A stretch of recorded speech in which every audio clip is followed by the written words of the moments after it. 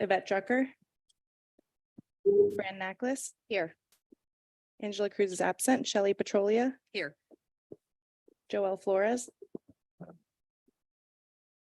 Jim Koretsky. Here. Ronaldo Diaz. Here. Joni Brinkman. Here.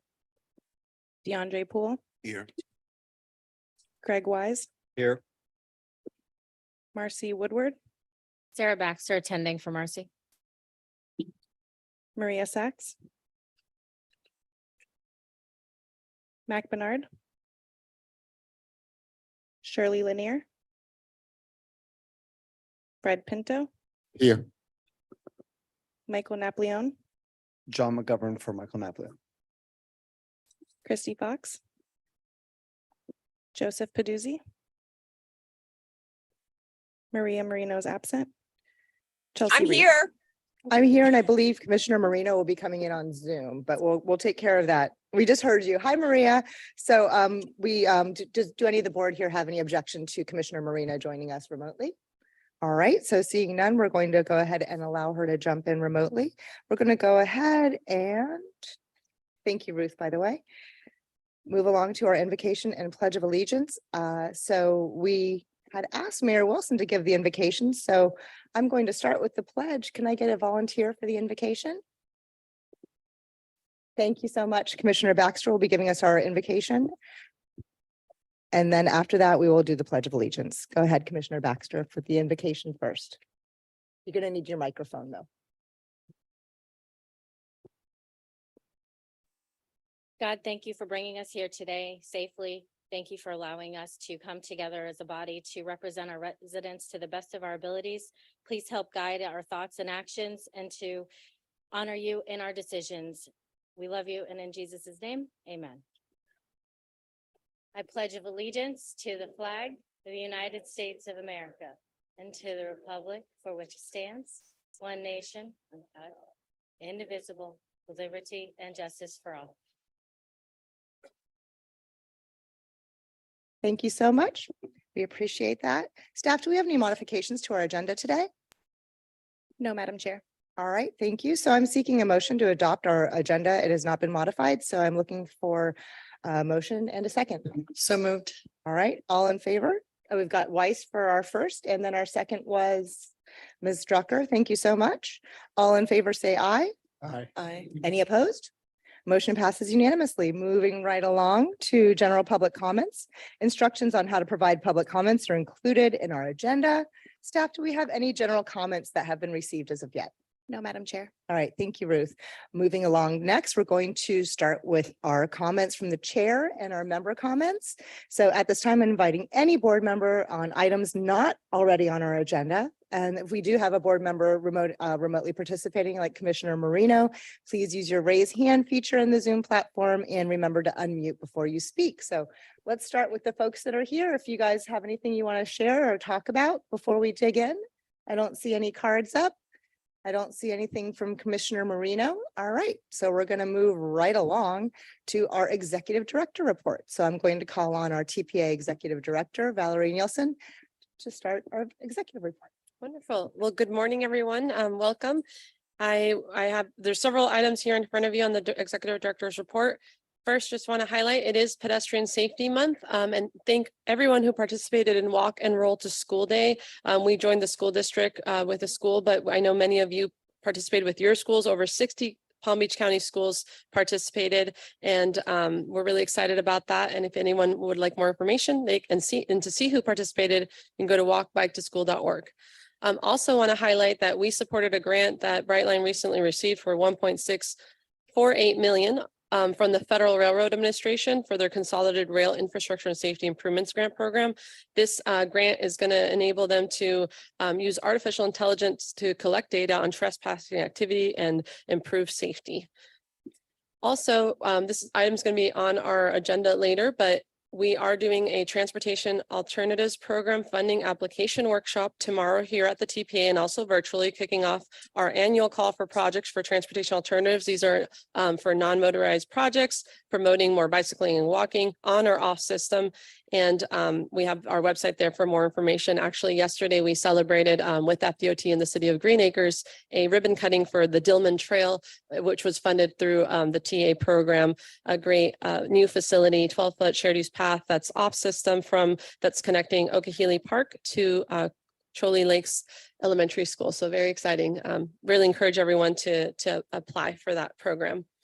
We're also hosting a affordable housing and the connection with transportation symposium here at the TPA next Friday, next week. But if anyone's interested in attending, please register by October 20th. This is being held by the Palm Beach Planning Congress and the Treasure Coast Regional Planning Council, and we're a partner in that. Mobility Week is happening October 27th through November 4th. We have a ride happening on the 28th, and we are also doing a proclamation here. So very exciting. Hopefully everyone participates. I know some of you are organizing rides and different events to promote different alternative modes of transportation. And I mentioned the ride. Also, we're continuing to promote participation in our Visions 2050 long-range transportation plan. This is an update that happens every 5 years. We're trying to go out to all the communities to have workshops to present to them. We have going to be having a virtual workshop as well, and just lots of ways to participate. Our online survey, and we really appreciate everyone helping to spread the word. I'm going to be sending an email after the board meeting to all of you to also with ways to help us spread the word and encourage public participation. The long-range transportation plan is our plan of what directs our funding. So it's really important. And we've been talking and meeting with all the local municipalities to encourage them to submit projects. What are their desires? So continuing to promote that. I mentioned some of the workshops that we're doing for that. Thank you for those who have hosted us so far. And we're also going to be doing in November 30th, a transportation demand management workshop. We're actually working with the city of West Palm Beach to come up with a TDM plan, and we're hoping that that'll be a model for other cities as well. And I sent out an email. If it's of interest, there's a free training on congestion reduction that's been created for MPO board members. So if anyone's interested in taking that. And with that, I think that's pretty much it. Just want to continue to encourage folks to take our safety pledge, check out the USDOT's resource for finding grants that are available at the federal level. And also, if you haven't already, please sign up for our newsletter. Thank you so much. We're going to go ahead and does anyone have any questions regarding our executive director's report? No, nothing from Maria out there in Zoom world. All right, so we're going to move along and take a look at the consent agenda. Does anyone have anything that they'd like to remove from consent? All right, so hearing none, I'd like to ask for a motion and a second to pass our, that would be Commissioner Poole for our first. Second from Commissioner Baxter, please. All in favor? Any opposed? All right, thank you guys so much. Time for our action items. So we're going to move right in to adopting the resolution to endorse FDOT's fiscal year 25 to 29 draft tentative work program. I'm going to invite Andrew up to our podium. He's our TPA Director of Programs, and he'll be presenting on this item. Good morning. Thank you, Madam Chair. Good morning, everyone. Morning, board. So this is an exciting time. This first action item for you today is our first look, our draft of the upcoming FDOT draft tentative work program for fiscal years 2025 to 2029. I'm just going to say a few words and a few slides about the process of getting to this point, working with FDOT in our municipalities on our priorities. And then I'll call up Steve Braun, the District 4 FDOT Secretary, and he's going to have a presentation to go more in detail on everything in the work program and focusing more on our priorities as well. And then also in the audience is plenty of FDOT District 4 staff. And we also have the Turnpike here. So the director of the Turnpike, Allison Settner, is also here to answer questions. So what is the draft tentative work program? This is the draft list of products by phase and by federal and state funding sources for the next 5 years.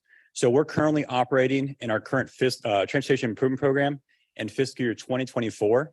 So this is that next 5 set of years, starting in fiscal year 2025, and then going into fiscal year 2029, that new 5th year.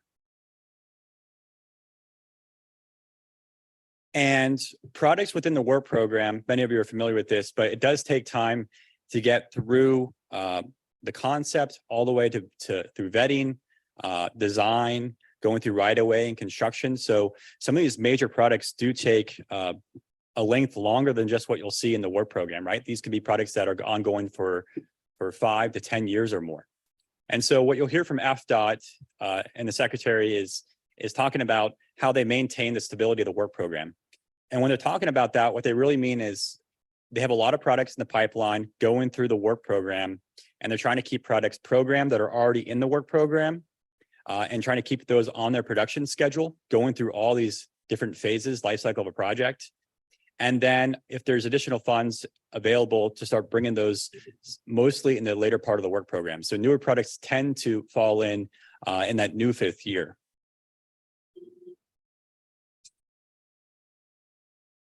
And so getting to this part of the process, this draft tentative work program, it has been an effort ongoing for over a year.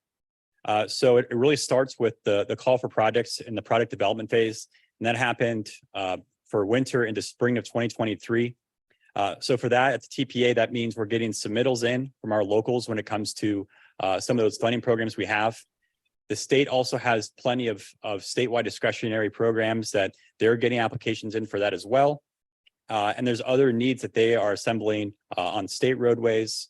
And then all that comes together and then is worked towards in this draft tentative work program. For our side of it, those products that we have in our long range transportation plan and those funding programs, we get those vetted with FDOT and work with municipalities on those. And then those are adopted into our list of priority projects. And so that list of priority projects that was adopted just recently in July of 2023, FDOT takes that list and they build it into the work program. And what they're doing with that part of the process is looking at updated cost estimates for all products in the work program. They have new revenue projections. And so they balance that work program out. And that's what you're seeing today is that first draft. And this is your opportunity as a board to formally hear their presentation on the work program and all the products within it. And you can provide any of your requests and feedback into the work program. Once that's all said and done, they'll start working on the final version of the work program. And that work program is what we build our transportation improvement program off of. So you'll see the word TIP and draft work program sometimes used interchangeably. They are separate documents, but for your sake, they really are consistent and they're the same document in the end. And so after the TPA staff, we looked at the work program, and this is a summary of what we found for major sections within the work program. For our county alone, 301 projects, $3.5 billion in federal and state funding in this draft. And the majority of those, you'll see major projects on the strategic intermodal system. So that's our main trunk line of major roadways within the county. So think of I-95, Turnpike, B-Line. There's a lot of projects coming up in the work program towards those. Major widenings coming up around southern to Okeechobee for the Turnpike, and then Okeechobee all the way up to B-Line happening in the next 2 years here. And so that's why you see a huge chunk of over $1 billion in investments just in that Turnpike alone.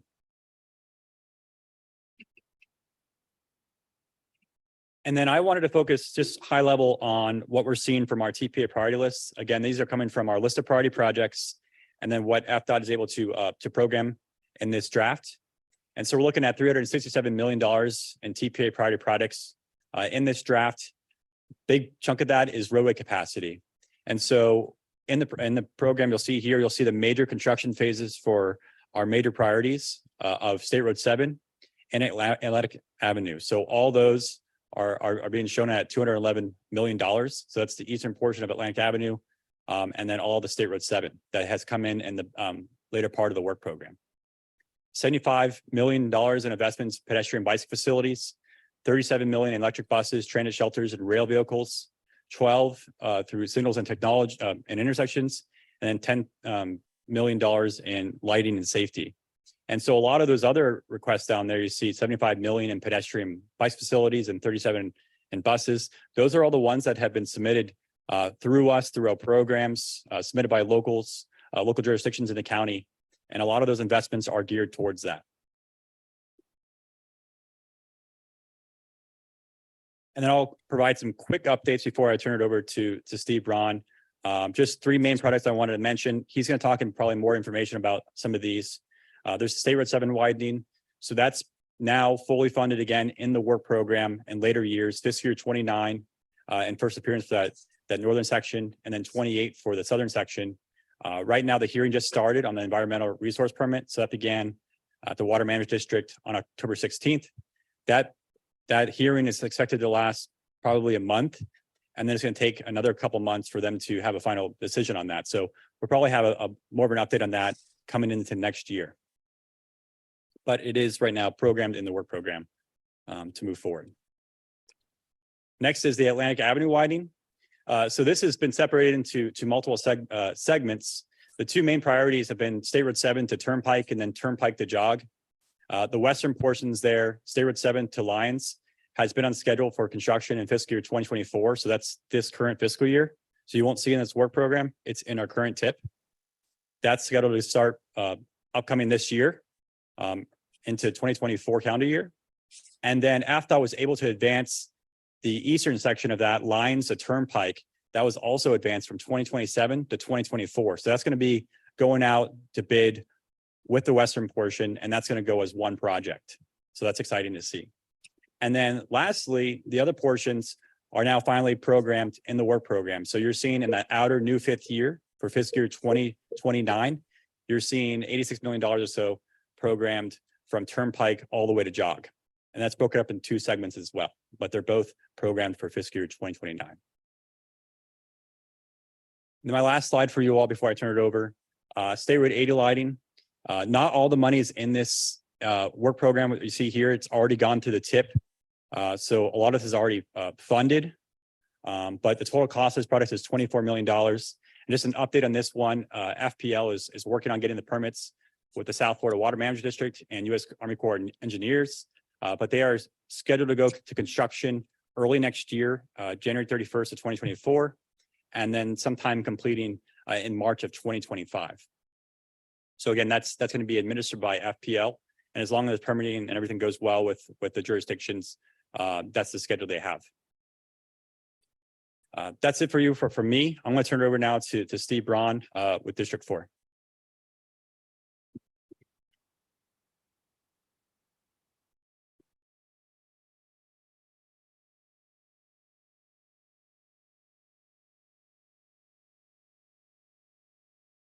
Hey, good morning, everyone. Thanks for having me here. As mentioned, Steve Braun, the new district secretary in District 4. You've probably seen me here in previous capacities, previously the Director of Transportation Development. I've worked in the design office prior to that, and also the planning and environmental office. So great to be here representing District 4. Just want to take a moment really just to thank Andrew for his presentation. Covered a lot of the material, excellent slides there, really just showing the process. Thank you, Valerie and the entire TPA team. This is a collaborative process. This year's work program cycle is every alternate year, what we call the accelerated cycle based on the timing of the legislative session. So a lot of work goes into the development of the program, a lot of short time frames for our team and the TPA team to review the documents and so forth. Mentioned you in my role, I just wanted to kind of introduce a couple of the key personnel here as well. So John Crane is the new Director of Transportation Development. You've seen him also in previous capacities here, Palm Beach County resident, by the way. So, John really responsible for the development side from planning all the way through design. Cesar Martinez is our new District Planning and Environmental Administrator. You've probably seen Cesar also on various projects. In his office, we have Christine Vasiska in the back there, leading the planning group there, a lot of coordination with the TPA and other NPOs on that. Got some representatives here from our design office as well. Eduardo Caballero, he's really our local boots on the ground here as far as our Palm Beach Operations Center.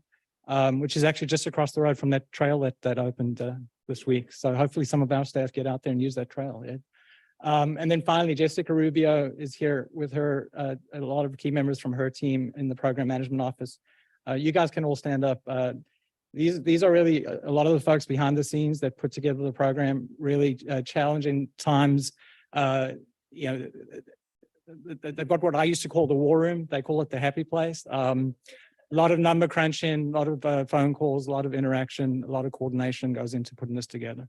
Probably left some folks out. Anyway, a lot of internal coordination, obviously, with the TPA staff and local stakeholders in putting this plan together.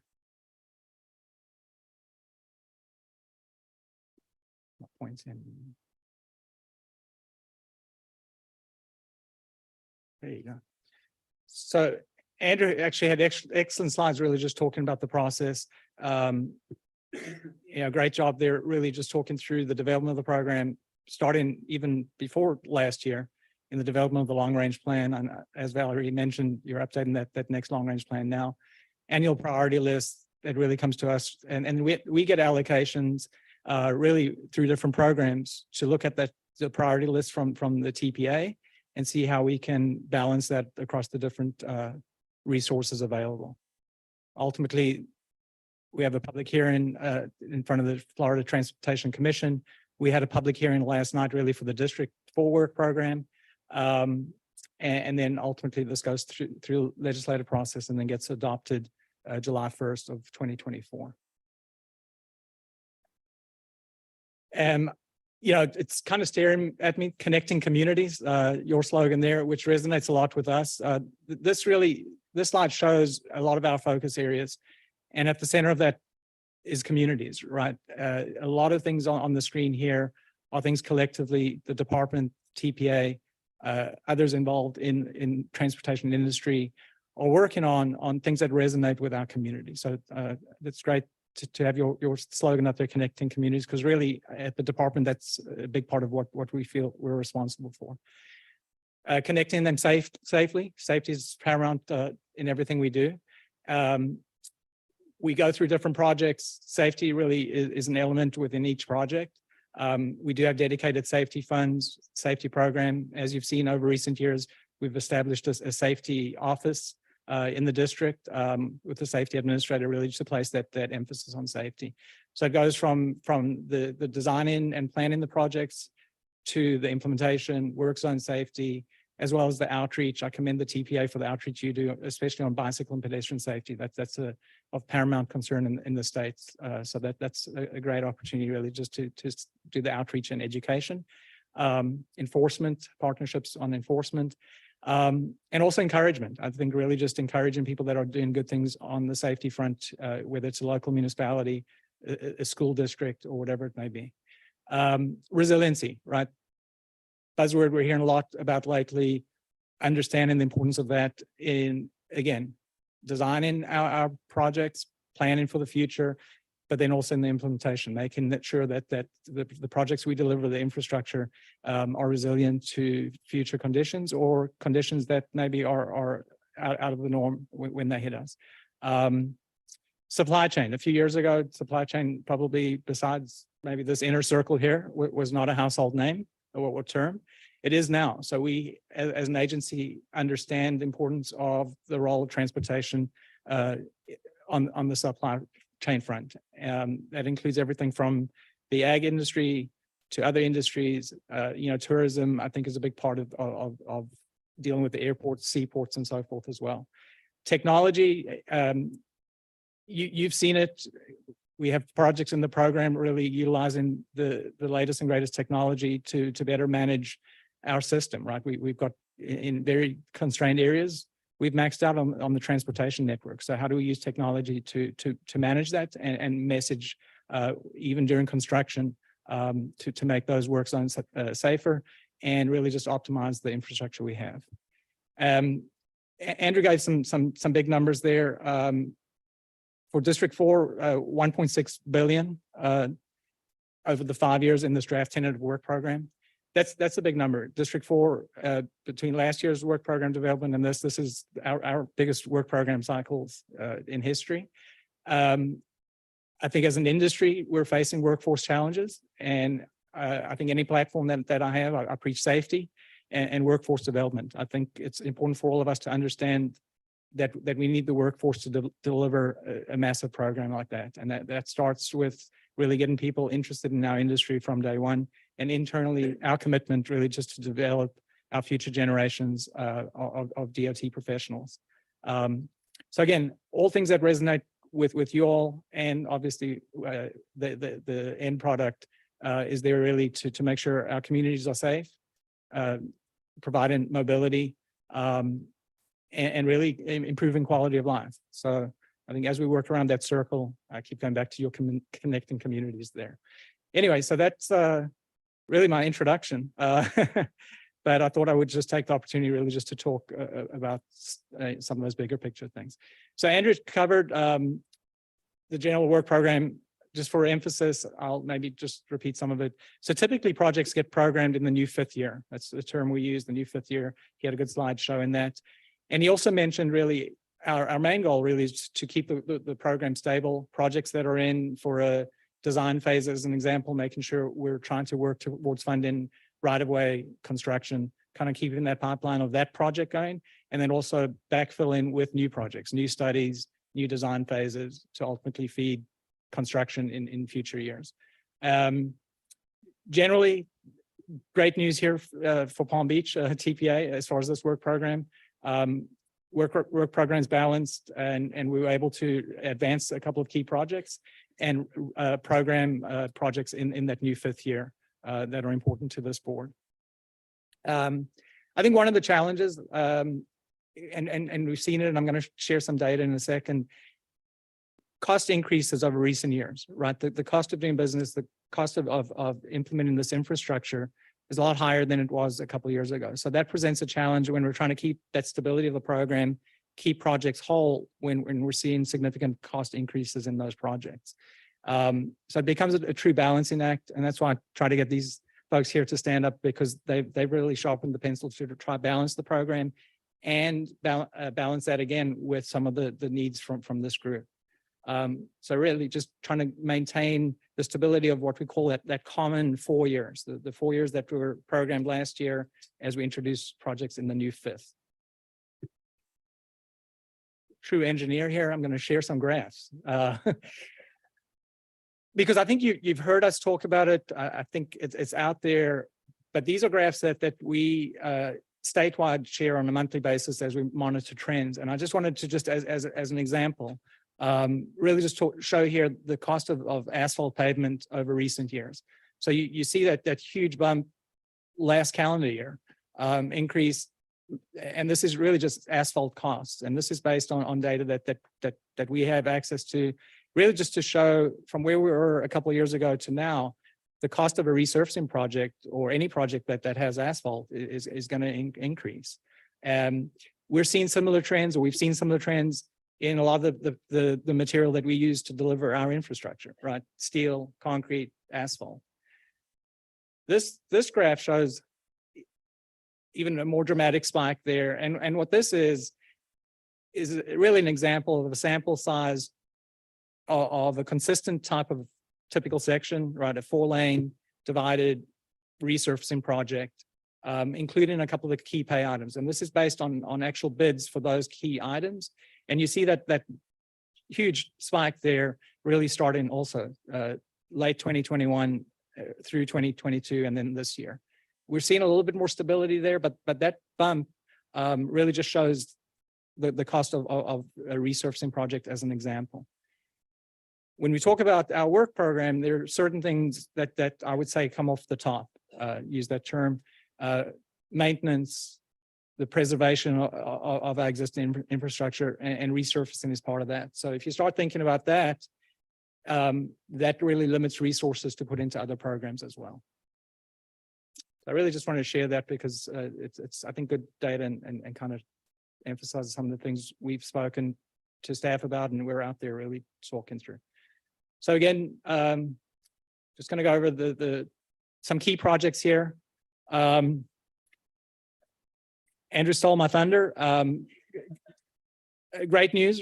We know the State Road 7 extension project has been a priority for this board, for Palm Beach County, for decades, literally. We heard you loud and clear last year, based on some of the constraints last year, and this administrative hearing that's going on this week. The project moved out of at the time, the adopted 5-year work program. We're happy to at least report that the northern segment from 60th to North Lake, we were able to, in this draft tentative work program, I'll use the term again, air quotes there, reprogram in the new 5th year, fiscal year 29. So we've got both segments of State Road 7 extension programmed in back-to-back years. So we're looking forward to delivering that project now that it's programmed. Atlantic Avenue, Andrew had an excellent graphic there just showing the different segments. So good news here as well. Most of the projects I'm showing here are new additions to the program. What you see in italics are really just for context to show that 14-3, the segment of Atlantic from State Road 7 to east of Lyons, was or is in the adopted program. We were able to advance the segment just to the east of that to go with that project. So just keeping the momentum of that Atlantic Avenue project and finding the opportunity, which is rare in current fiscal year, to actually advance a project to tie with that. That could be done, those projects together, less impact to the community rather than coming back in a later year and doing that segment just to the east.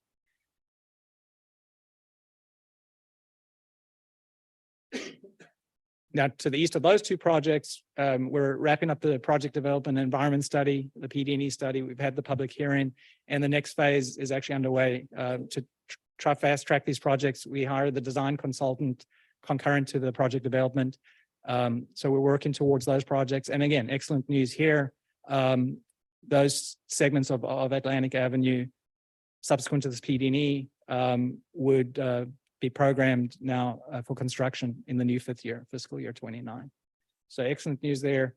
2 capacity improvement projects, major projects in fiscal year 29, State Road 7 and Atlantic. So I'm using some of the terminology here, I think on your priority list, just as examples, just a range of projects, US 1, Okeechobee Boulevard, there's a series of transit projects there. This one reflected there is actually working with Palm Tran on bus shelters. But as you all know, in current year, we actually have the Okeechobee Boulevard transit study that came out of the study this board did, working towards initiating that feasibility study. So understanding the importance of transit on Okeechobee. And then, as I mentioned before, really keeping the momentum of projects, funding construction when we have design already programmed, but also at the beginning of a project, right? Trying to get new projects into the program. So here's Indiantown Road, project development and environment study to at least look at capacity improvements on Indiantown Road. So that's also good news, really, just to start that project in fiscal year 28.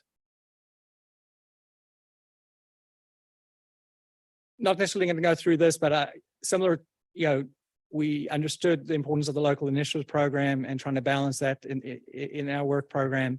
And really the takeaway for me are the partnerships here and the local agencies or municipalities that have at least put forth their needs to the TPA, ranging from the RTA, Palm Tran, Delray, Indian Trail, and Palm Beach Gardens.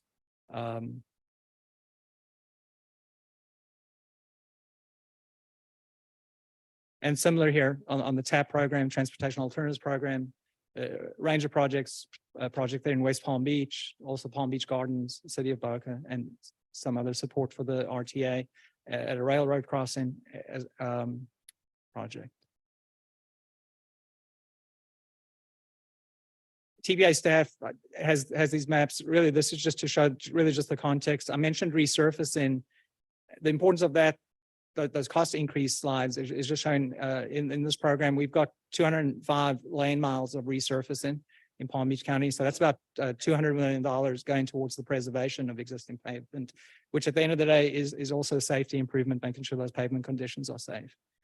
So all over the county. And then again, just the range of other projects, this different phases, different needs. being addressed.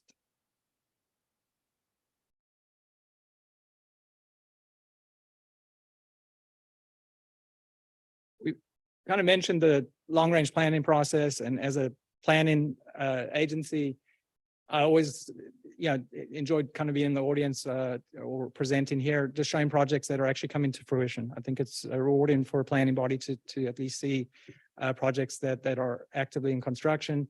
Over the course of these projects, we've got feedback from this board, local municipalities, stakeholders. So Jupiter Bridge Replacement Project, the ultimate project will include improvements for bicyclists and pedestrians. As you all know, Mayor Koretsky especially, full closure, which at the end of the day will expedite the actual construction time. We've made a commitment on the local network with intersection improvements using intelligent transportation system devices really to manage that detour route.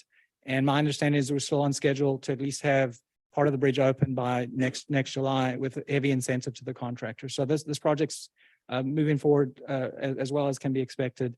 We appreciate the patience of the community as we close that bridge, to facilitate this construction.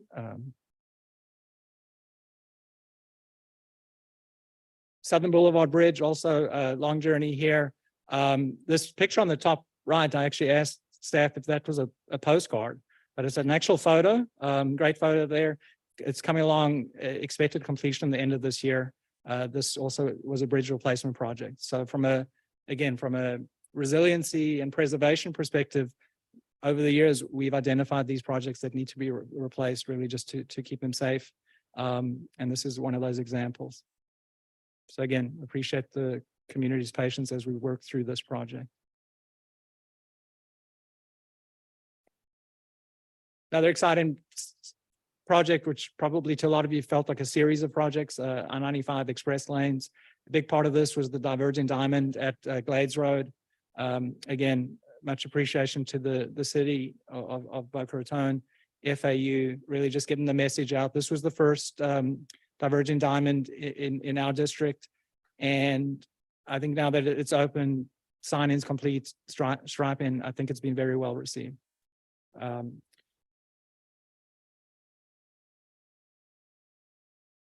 Just a couple of safety type projects I just want to mention. So 10th Avenue North, it's an interchange project. So I think to most people, they probably just look at that as an interchange safety and operations improvement. Last bullet there, again, using technology, innovation, we're installing as part of this project a road weather information system. We saw a need there really to address wet weather crashes. So this is something innovative we're going to work through on this project to notify motorists and also our traffic management center on the weather conditions and provide some message in there. Again, on the safety front, several years ago, I think I'd actually given an update on the statewide dynamic envelope installation at state road crossings and along the South Florida Rail Corridor crossings. We were successful in securing the grant here to do also dynamic envelopes at crossings that really at local streets that were not addressed as part of that statewide initiative. So this is about $1 million investment, multiple crossings across several municipalities. Really just to provide extra emphasis at those railroad crossings to keep them safe.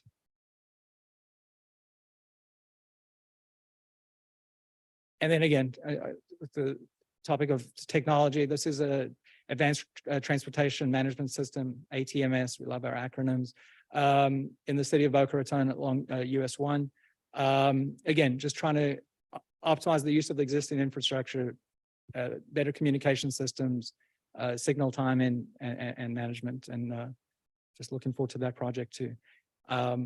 These projects are a big investment, but when you start thinking, if you're in a constrained area, we continue to see the growth in traffic numbers, trying to use these devices to better manage.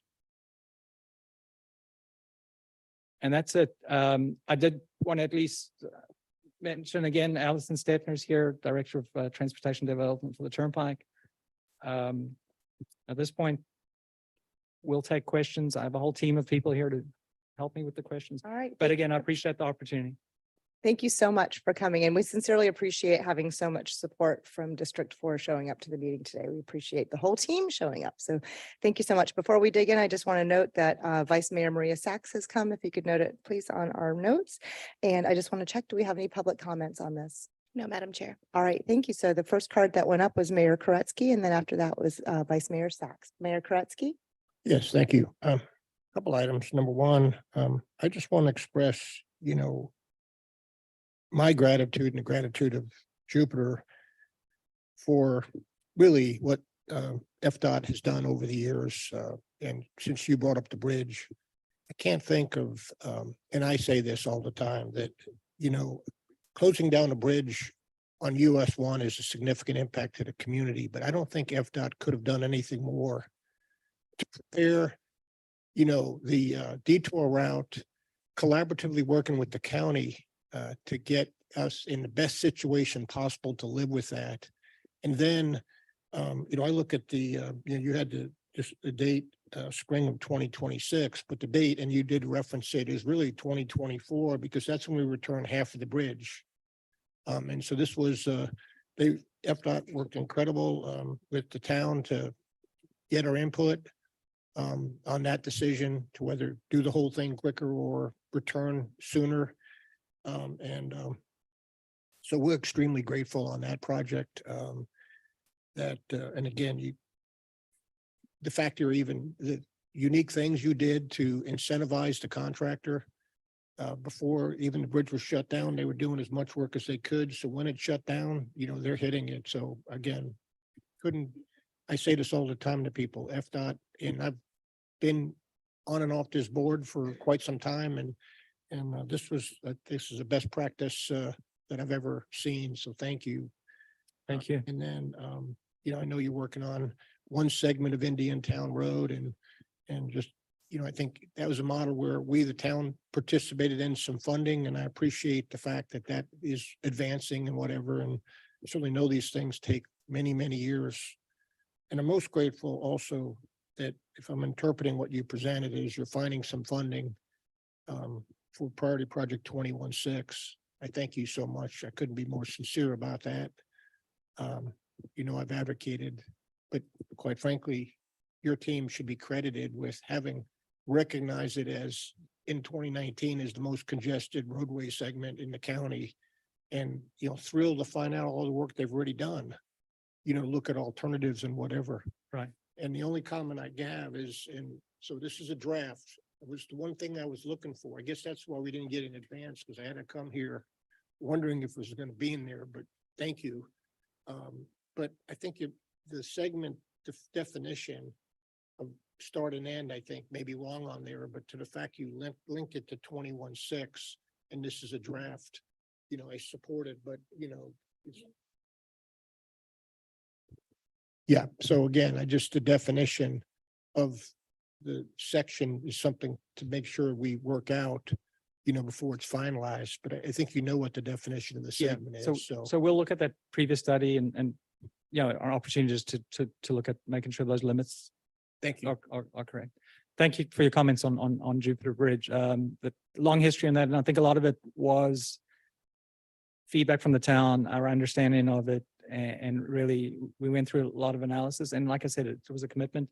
And to your point, we've shared that statewide as a best practice. So as humble as we are, we want to share that with our counterparts to say these are things we could be doing on these type of projects with partnership with cities, towns, villages. So thank you. All right, excellent. Thank you, Mayor Koretsky. Moving on to Vice Mayor Sachs and then Councilmember Drucker. Thank you so much, and welcome to the FDOT.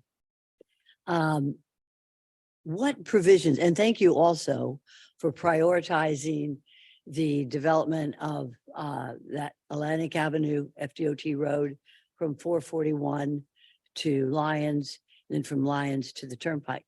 And as you know, there's going to be a new mixed-use development that is in progress as we speak on 441, on Atlantic and 441, extending all the way to Lyons Road.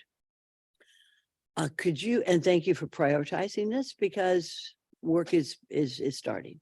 what provisions has FDOT done to prioritize the safety of pedestrians and bicyclists that will be there once these mixed-use development goes in, which is presently going in now, from 441 to Lyons Road, sir? So I know the design team had looked at various scenarios as far as what we call the typical section for bicyclists and pedestrians. John will correct me if I'm wrong. My understanding, right, we have as part of the segment to the west, buffered bike lanes as well as sidewalk on both Good, so sides. you have a segregated bike lane, which is about how, because I know that Valerie and many of us, as well as the developer for that new mixed-use development that the county commission approved. And I know FDOT had the vision to see forward that development was going in. My question is, what provisions are FDOT doing with regard to prioritizing the safety of pedestrians and bicyclists on Atlantic Avenue going east 441 to Lyons Road? So I know John's been extensively involved in this analysis. Morning, John. Good morning, Commissioner, and good morning, everybody on the board. My name is John Crane. I'm the Director of Transportation Development. So as far as the western piece from 441 to Lyons, I know that you've met with staff a couple of times. What we are doing, we have 7-foot bike lanes with a buffer, and those are on the road adjacent to the traffic, and then 6-foot sidewalks. Good, so the buffer between the bicycle lane and vehicular traffic is a cement buffer like would be, No, tell me, I'm not. it's painted. It's a painted, so. Painted, so It it's, is painted. so there's no buffer. It's and I'm just a little lawyer, not an engineer. But is there a segregation between a physical difference between vehicular traffic and bicyclists or electric scooters that we're going to have many of going along the road on Atlantic Avenue, sir? There is not a physical separation. Thank you. Is there any reason why we did not plan for that? We meaning FDOT, some government, your government, did not plan for that when the design went in for Atlantic Avenue. Well, I believe this was a priority in 2014. We did our PD&E study, which secured and identified the purpose and need for the project and the ultimate right-of-way back in 2012. It was prioritized. We purchased the right-of-way. These developments came online probably during that process. I know we had conversations with you during the end of the right-of-way acquisition phase. This was programmed for fiscal year 24.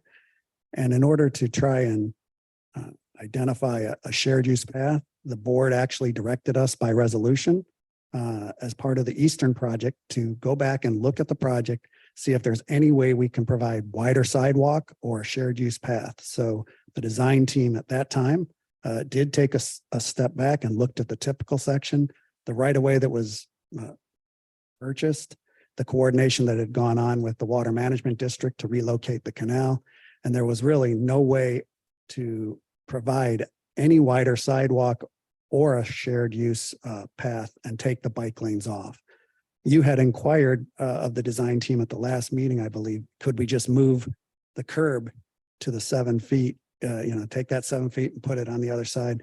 And that's a change that probably could be looked at, but it would jeopardize the project at this point in terms of its production.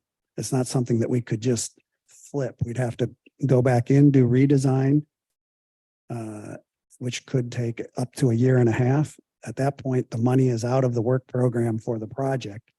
And now we're looking at trying to reintegrate it into the work program. And as you know, based on the presentation that Steve just gave, we're pretty balanced throughout the work program. We know this is a high priority project.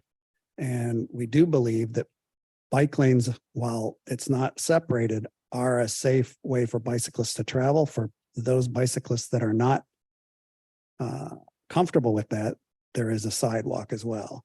But in more, back to your question, is there any reason we didn't foresee the need to provide shared use paths? We were using the best and current standards of the day when we did our original planning and moved forward with the production schedule. We have one last question. Thank you. Sir, would you, and John, I have to say, you and your team, been very, very wonderful in working with me and others, as well as the TPA and with the developer there, because we're gonna have thousands of new people moving in there. And many of them will be children and teenagers, things like that. But, and thank you for working with me for this issue.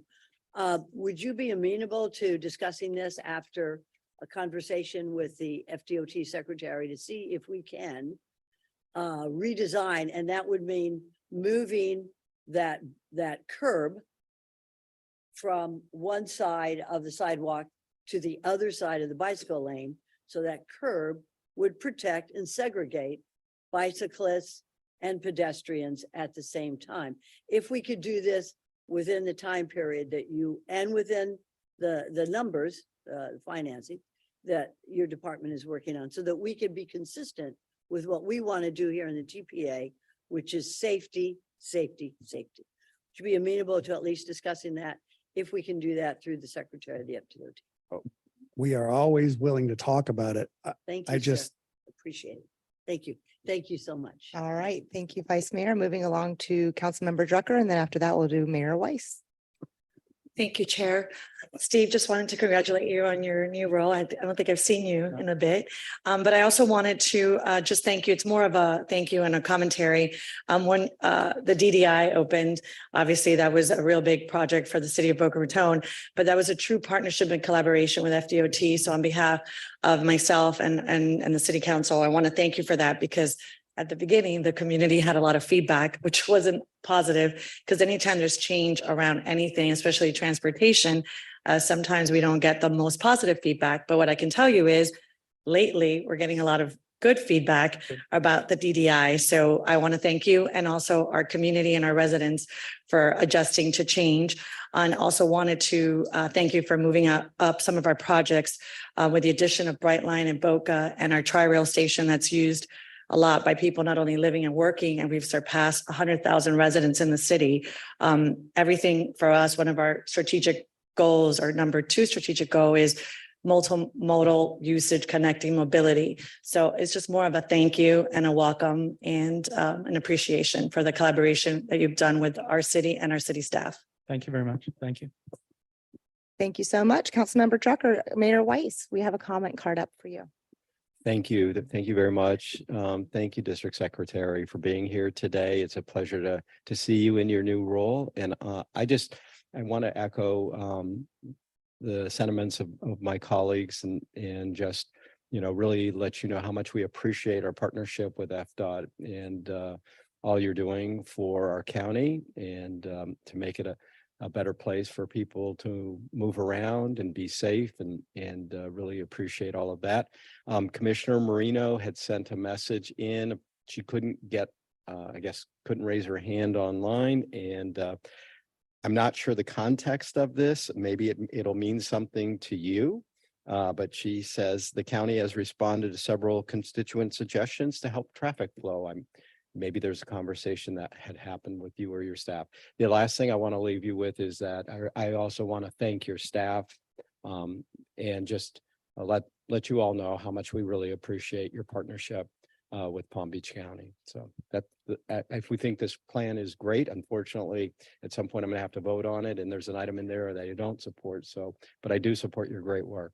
Okay. Thank you. I mean, use the term partnership. We value our partnership with this board and the TPA staff. Thank you. All right, I don't see any other comment cards up, so I will just say it is so great to see our TPA priorities moving along, and finding that balance between the priorities and the resources available. So thank you so much for explaining everything for everybody. We appreciate that as Sure. well. Thank you. So I don't see any more comment cards regarding the FDOT fiscal year 25 to 29 draft tentative work program. So I'm going to ask for excuse me, real quick. I'm so sorry. Commissioner McBernard has arrived, so you'll be joining us on this vote, sir? Okay, thank you. So hearing no further discussion, I'm asking for a motion and a second. All right, who was that, please? I'm sorry. Baxter, okay. And my second was McGovern. Thank you so much. All in favor? Aye. Do we have any nay votes? Because we can take a roll call if we do. All right, so let's do a roll call vote, please.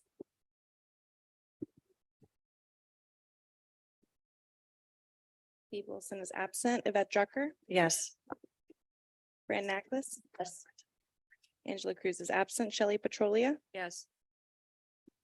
Joel Flores is absent. Jim Koretsky, Yes. Ronaldo Diaz, Yes, but I would like to reference comments I've made and similar issues in previous meetings regarding State Road 7 extension. I expect us to pass. There's a lot of good things. But always seeing the inclusion of the extension, compromising, transportation is important. We need to connect communities, but more important than transportation is clean water. And I will vote yes to expect, the rest of this to pass. Joni Brinkman, Yes. DeAndre Poole, Yes. Greg Wise, Due to the inclusion of TPA item 014, which is the extension of State Road 7, I think this program, the other items are great, but I will be voting no. Sarah Baxter, Yes. Maria Sachs, Yes. Mac Bernard, Yes. Shirley Lanier is absent. Fred Pinto, Yes.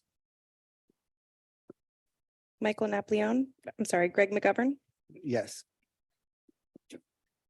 Christy Fox, No, due to the inclusion of State Road 7, but I do support many of the projects in here for other communities. Thank you. Joseph Paduzzi is absent. Maria Marino, I think she's having some difficulty with her Zoom. Yes, you can hear me. Can you hear me? Yes. We if can hear you now, me? Commissioner. Yes. Is that a yes? if you can hear Okay, me. thank you. thank you. Yes. Chelsea Reed, Yes, thank you. We have 14-2. 14-2. All right, motion passes. Thank you so much. Moving right along to our Transportation Alternatives Program guidelines. So I'm going to invite Brian Ruscio, our TPA Deputy Director of Multimodal, to present on this item. Good morning, Brian. Morning, Chair Reed. How are you? Good. Members of the governing board, thank you all for your time this morning.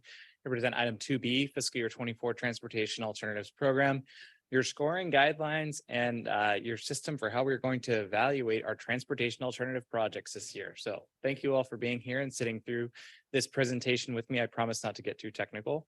The Transportation Alternatives Program is our annual program that we utilize for funding of on and off roads projects and for safe routes to schools. So this funding program is especially used for sidewalks, bicycle lanes, pedestrian and bicycle facility, signals, lighting, and safety projects. The annual funding program has a $5.1 million anticipated allocation per year. With our projects that we expect to receive, we recommend a $1.5 million max per project and a minimum of $250,000 per project. Shown on the screen is the anticipated schedule.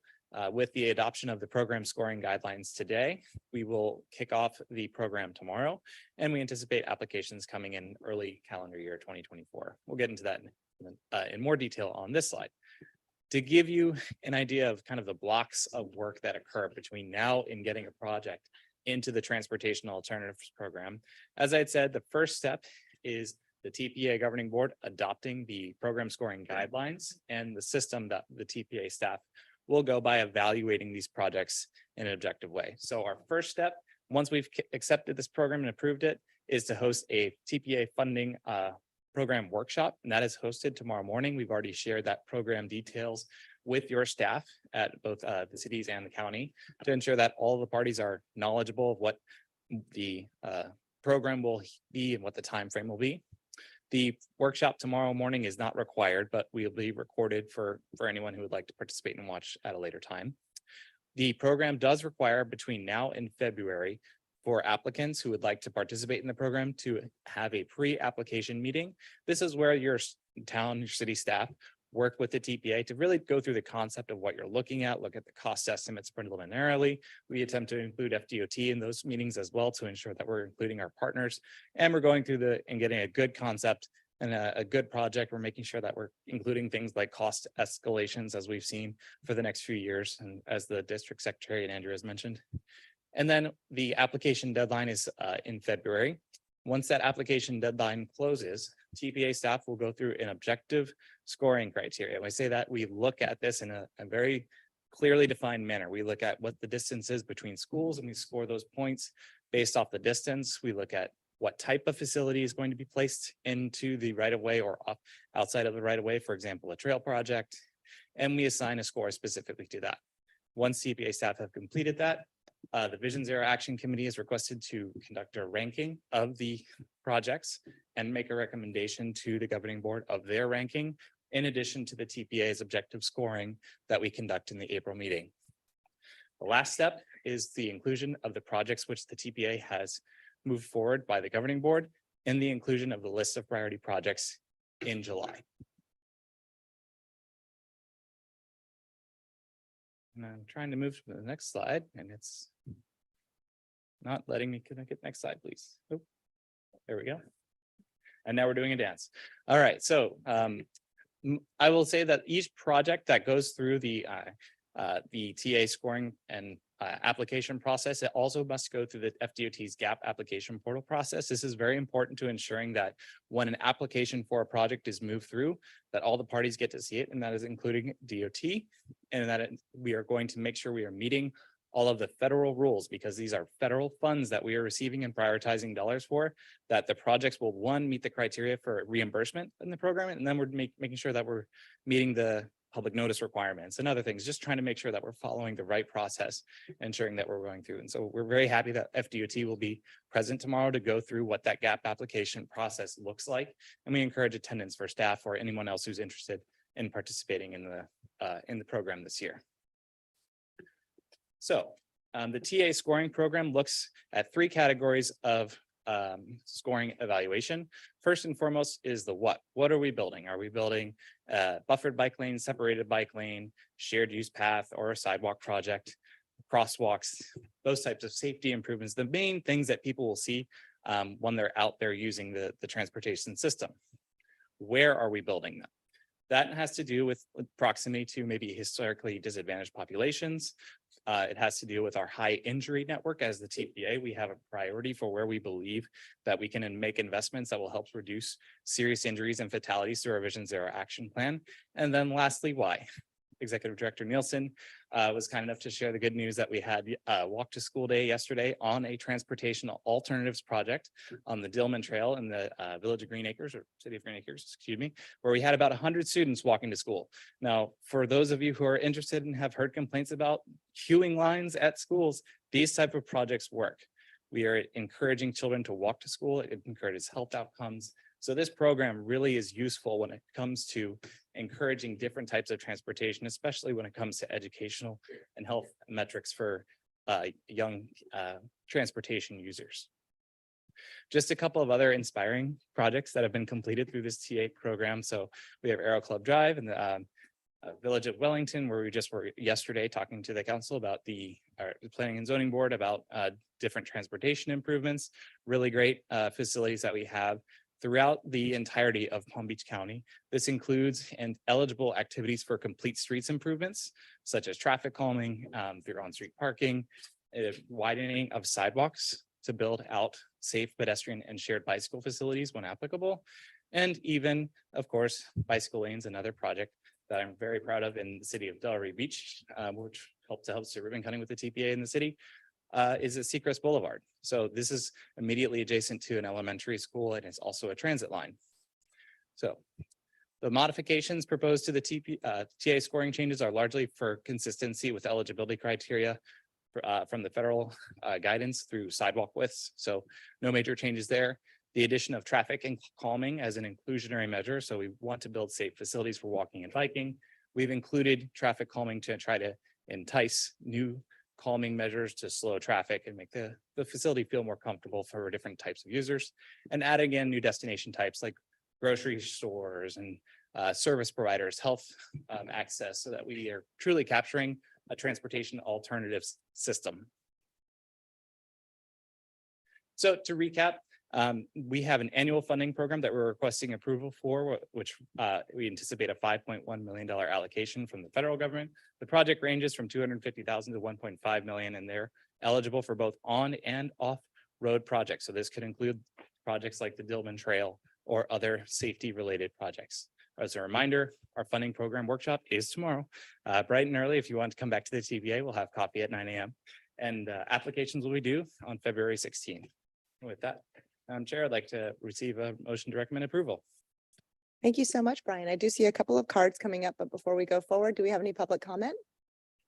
No, Madam Chair. Okay, great. So we're going to go in this order. As far as when I saw the cards come up, I saw Commissioner Poole, Mayor Koretsky, and then Mayor Weiss. Thank you, Madam Chair.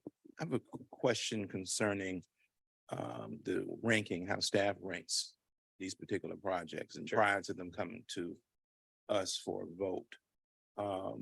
When we receive the rankings, how much of a change has the committee made? Sure, that varies from year to year. So on some years, and this is where it also gets to be complicated too, because we as staff tried to provide an objective scoring criteria, which looks at the facts of what the quarter has, where we say the proximity to schools, the evaluation of the facility itself, and then the type of facility. We also try to present on those projects on behalf of the municipalities. Not every entity is able to come and to participate on a 9 a.m. first Thursday of the month meeting. And for that, we've seen in the past where the committee has made the recommendation to rank projects above others when the community is not actually able to be present. So we have had that in the past. It typically at least changes. I would say projects have the potential to change at least once a year. And that's coming also from in my prior role. I was also the VSAC vice chair. We went through this and we did re-rank. So that has occurred pretty regularly with this program. Okay, so Madam Chair, that would be my concern, that if we have to vote on accepting these guidelines, but if we have, and I'm certainly we have a committee and we thank them for their service, but I do think that as a board, we need to be able to see the recommendations from staff as we're voting on those, because they can impact our communities and the people that we serve. So I would like to make a motion, but certainly I want to hear what Mayor Koretsky has to say. Before we go forward, I'm actually going to call on our executive director for some clarification. Sure. So thank you, Brian. Thanks for the presentation. Yeah, so just to clarify, today the board is voting on the program, the schedule, and the objective scoring. So today you're basically directing staff the objective scoring that advances our performance measures, which we're graded on, basically what we're trying to advance in our community. As Brian mentioned, that can be, where are these projects located? How much of an impact are they having? Are they in locations where people have died because of it's unsafe and things like that?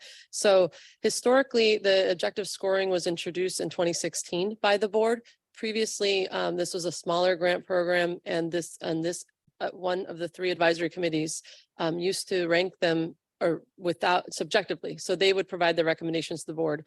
Then we introduced the objective scoring, and they requested to, that's fine to see the objective scoring, but they still want to re-rank and have it presented to the board in the way that they want to rank them.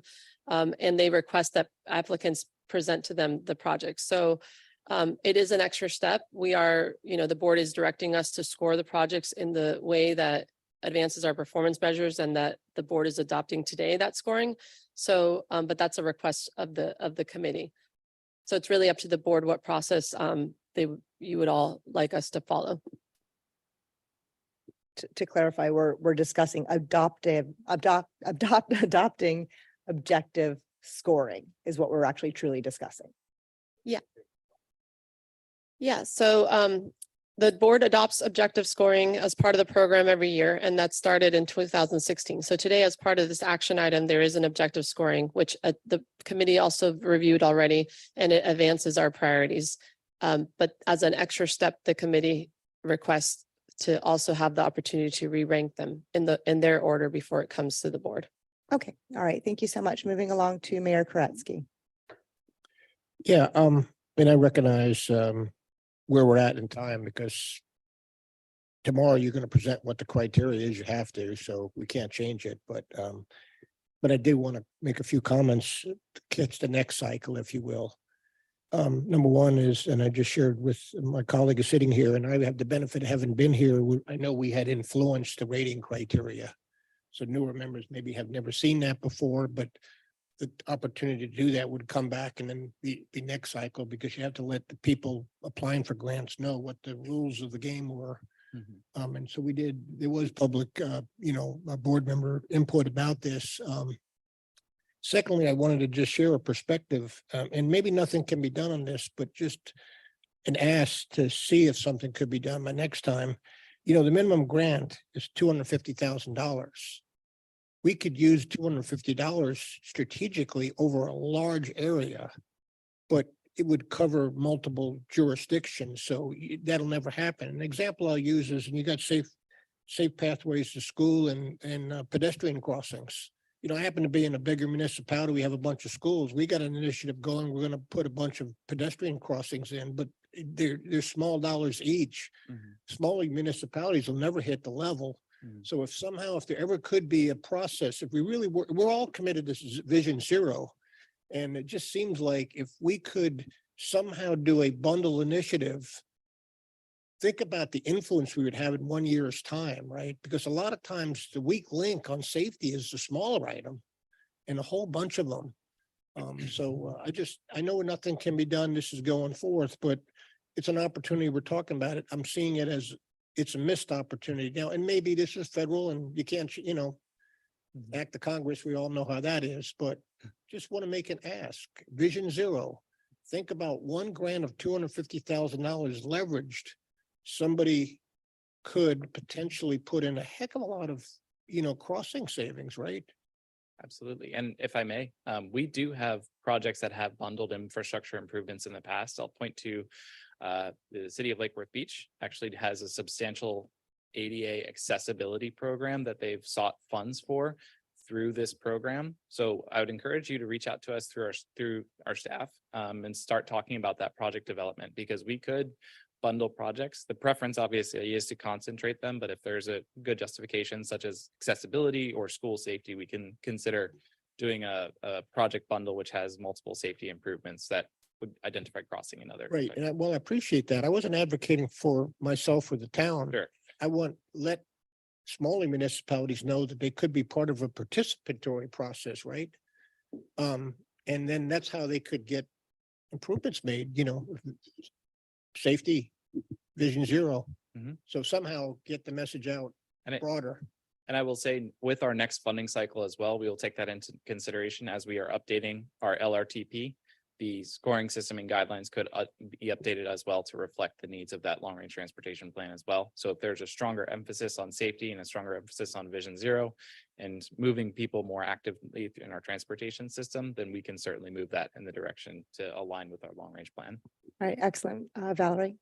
Thank you, Brian. Thank you for those comments. Yeah, just to chime in, I will say, because these are federal projects, federal funds, the what might seem like a small project does end up adding up. The 3/4 mile shared use path that we celebrated yesterday was nearly $900,000. And in the past, some of the municipalities have asked for example, in a whole area in the Western communities, of speed tables for traffic calming. In Royal Palm Beach, there was a neighborhood that applied for us. I don't remember the amount, but it meant that minimum threshold just to fix ADA ramps throughout the entire neighborhood, because the way it had been developed was just sidewalks that went around in circles and they never connected. So they applied to us for funding to connect the sidewalks with those ramps. So in the past, it's been a pretty good baseline number, but as Brian mentioned, definitely there's been projects that have been combined in terms of someone wants a ped bike facility, but that's also combined with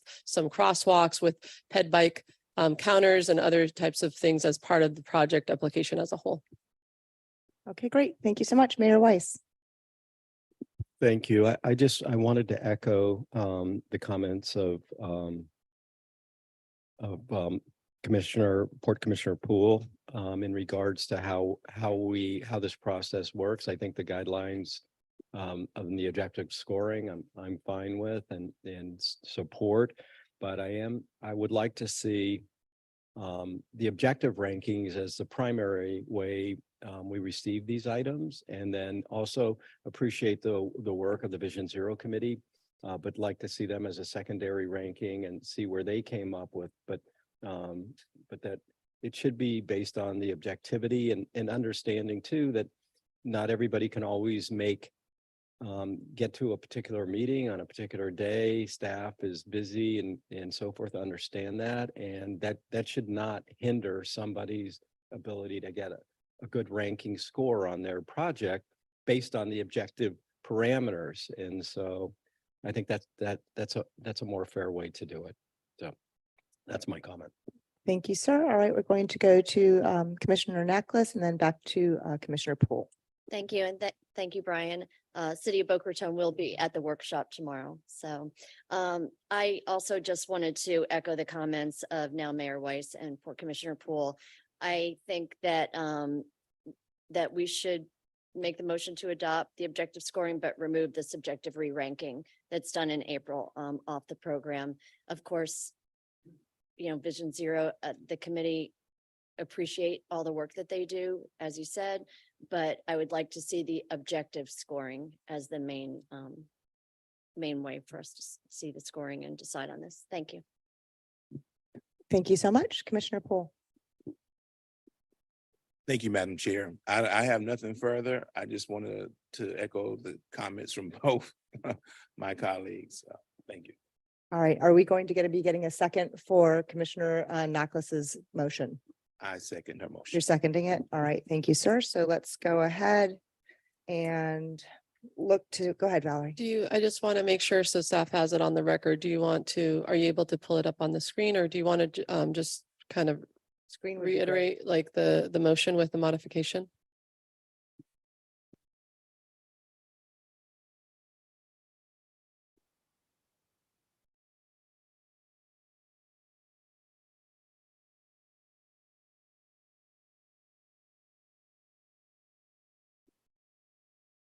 Or if you got it, if everyone got it, since it's a change to the motion, wanted to make sure.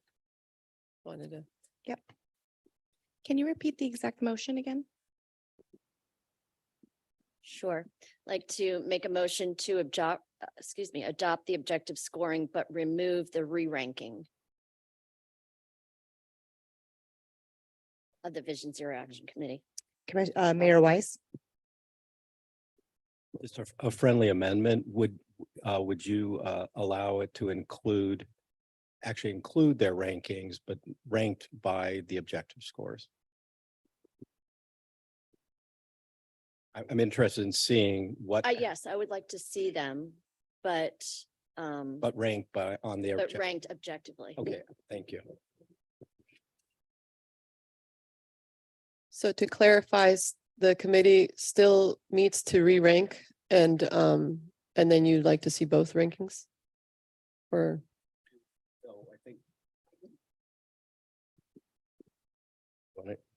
Sure. I think we need to remove the re-ranking and then they can come and present to us their ranking, but that's not part of the official schedule. Kind of what I'm trying to say. Does that make sense? Or Currently how in would the you- schedule, there's a step for them they request applicants to come present to them and then they re-rank the projects in the order that they think that it should come to the board. So you're saying. Right, but there's an Yeah. issue with projects being presented Mhm. and not everybody can come. Yeah. And that has caused an issue in the past Mhm. with re-ranking when the people presenting them couldn't be there. So I don't think that's a fair way to do it. So I would just like to see the objective scoring. So do you need me to repeat that? It's again? is the motion how it's on the screen right now, adopt the, Councilmember Naklas, take your time and we have staff here to assess and make sure that we word this appropriately. I think. So yeah. a motion to adopt the 2024 Transportation Alternatives Program Guidelines and Scoring System, removing the re-ranking from VSAC. All right, so we have this is a new motion now. So you're making your first motion, so I'm asking for a second. All right, so that's a second by Commissioner Poole. All right, let's take it to a vote, shall we, everybody? All in favor, say aye. Aye. Aye. Any opposed? Motion passes unanimously. Thank you guys so much. Thank you. Wonderful parliamentary procedure, everybody. Moving right along to our resolution to approve Amendment 2, the TPA's 2045 Long Range Transportation Plan, or the LRTP Cost Feasible Plan. And this was presented at last month's meeting. Staff said that there have been no changes to the content at all from the last meeting. So would anyone else here from the board like to have this presented again? No? All right, so thank you so much, Nathan, for coming up anyway. We appreciate it. We do not have any public comments that I can see. No, Madam Chair. All right, so we're going to move right along. This does not require roll call, or it does? It does. Okay, so let's go ahead. And I'm seeking a motion to adopt this resolution approving Amendment 2 to the TPA's 2045 Long Range Transportation Plan, or LRTP Cost Feasible Plan. So I'm looking for a motion in a second, please. So moved. All right, Second. McGovern and Weiss. And then we're going to go ahead and do a roll call vote, please, Ruth. Steve Wilson is absent. Yvette Drucker, Yes. Fran Naklis, Yes. Angela Cruz is absent. Shelley Petrolia, Yes. Joel Flores is absent. Jim Kretzky, Yes. Ronaldo Diaz, Yes. Joni Brinkman, Yes. DeAndre Poole, Yes. Greg Wise, Yes. Sarah Baxter, Yes.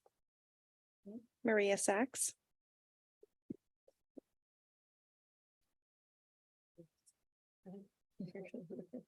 Mac Bernard, Yes. Shirley Lanier is absent. Fred Pinto, Yes. John McGovern, Yes. Christy Fox, No, due to the inclusion of State Road 7. Joseph Paduzzi is absent. Maria Marino, I'm sorry. Weiss is supposed to be. Chelsea Reed. Yes. Thank you. Okay, 13 we to 1. do need to go back. I'm sorry. We're having some questions from the board, although we didn't have a card up and no microphones up. I've received some questions and they are asking if the long range transportation plan, cost feasible plan includes State Road 7 or not. It does. Would Okay, you like so to read? do we're the gonna call need to vote? do another vote. All right, I- let's I do it want- over again. Thank you, Ruth. I just changed my. Change it? All right, if we, do we have a proper count though? Are we able to get a head count of everybody? So could you give us a number if it's, Mayor Weiss is changing? Yeah, her I'm vote? changing my vote to no. No for Weiss and no for Fox? Okay. Madam Chair, Yes, sir. Mayor Weiss, you may want to not second this motion. Thank you. I will remove my second. Thank you. I'll Commissioner Bernard. second. All right, we've got a second from Councilmember Drucker. And then, so we're going to go back, so let's get a, Should I do the roll call again? Yes. I think just for safety's sake, let's do the roll call one more time and we'll move along after that. Thank you so much. Yvette Drucker, Yes. Fran Naklis, Yes. Angela Cruz is absent. Shelley Petrolia, Yes. Joel Flores is absent. Jim Kretzky, Ronaldo Diaz, Yes, same comments as before. Joni Brinkman, Yes. DeAndre Poole, Yes. Greg Wise, No. Sarah Baxter, Yes. Maria Sachs, Mac Bernard, Yes. Shirley Lanier is absent. Fred Pinto, Yes. John McGovern, Yes. Christy Fox, No, due to the inclusion of State Road 7. Joseph Peduzzi is absent. Maria Marino. Chelsea Reed. Yes, and I have, that would be 13 yes and 2 no? Yeah. All right, great. Thank you guys so much. I'm sorry, 13 yes, 1 no. 1 no. Oh. Oh, no, we had Fox and Weiss. Fox and Weiss for the 2. All right, so the motion passes 13-2. And we're going to move on. All right, let's move along to resolution reaffirming the current membership and appointment plan, apportionment plan. So we're going to introduce Andrew, the TPA Director of Programs, to present on this item. All right, thank you, Madam Chair. This is your last action item for today. It's a quick presentation. I know we want to turn it over to our partners, Port Palm Beach and Palm Tran after this for info items. So it'll be a quick one. So this is actually, I think it's exciting. Even though it is an administrative item, it's a very large resolution to read. But this only happens every 10 years as this full update. And this happens after every census. And it's the apportionment plan and the planning area boundary, and then also our urban area and our functional classification. So for you today is the first part of this process, and that is the planning area boundary for the Palm Beach TPA and the member apportionment plan. And so that is the current, that's the membership we have on our governing board and what it's made up of. And then in the future, coming up pretty soon, in the next couple of months, heading into next year, we'll be talking more in detail about an adjusted urban area boundary and then the functional classification of our roadways. So the action items for today, the first one is just the renewal of the planning area boundary. Historically, we have had the same transportation planning process boundary for the TPA as the county boundary. And so that's what you're seeing on the map. It's just a county boundary, encompasses the entirety of the county. And also on display is the dashed lines of the census urban area boundaries. So we're within the Miami urbanized area. That's that eastern portion of that dashed line, encompassing most of our population in Palm Beach County. There's also some urban areas out in the Glades area. Our Miami urbanized areas is to the east here. We do, though, as a whole, plan for the entire area to incorporate the Belglade, Pahokee, South Bay area into our planning process. So we carry out that part of the county as well. That's pretty similar to our other counties around us, Miami-Dade, Broward, Martin County, St. Lucie County. They all have the same boundaries as their county. So that is the first action is renewal of this boundary. Also in the resolution, in the backup, you'll see a reference to our Southeast Florida Transportation Council. And so even though we're in the Miami urbanized area, and that doesn't encompass 3 counties, Broward, Miami-Dade, and us, Palm Beach, and then a sliver of Martin County.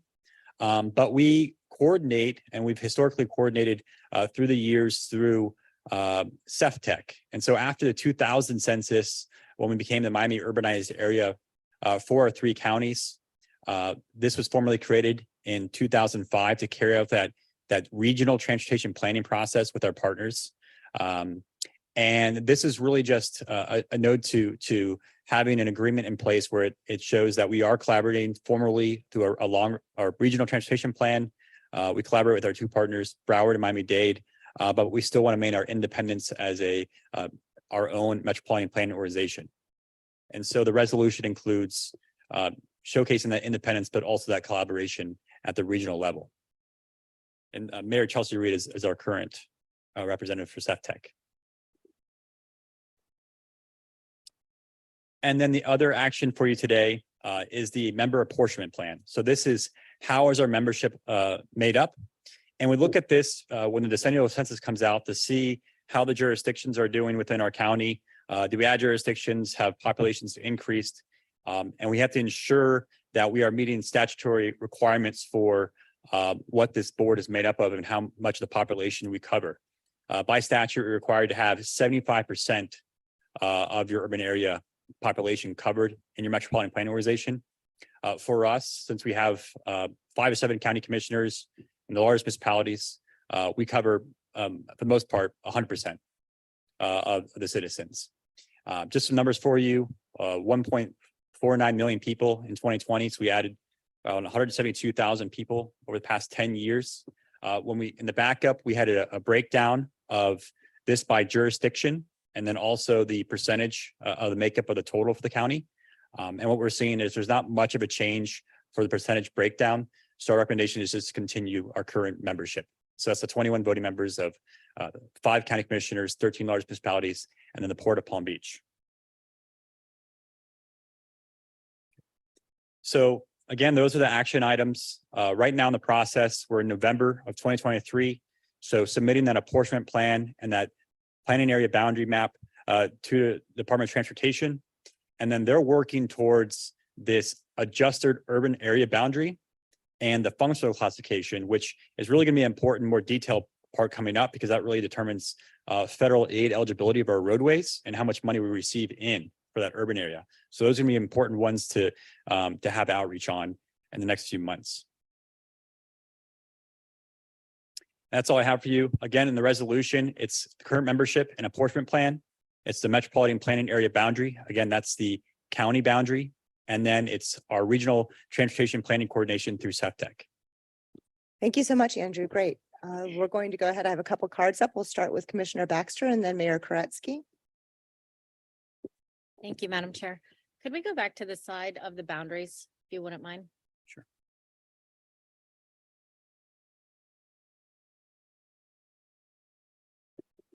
Thank you.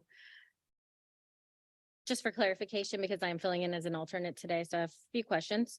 This boundary is only based on where the people live, but not the actual road traveled. Correct.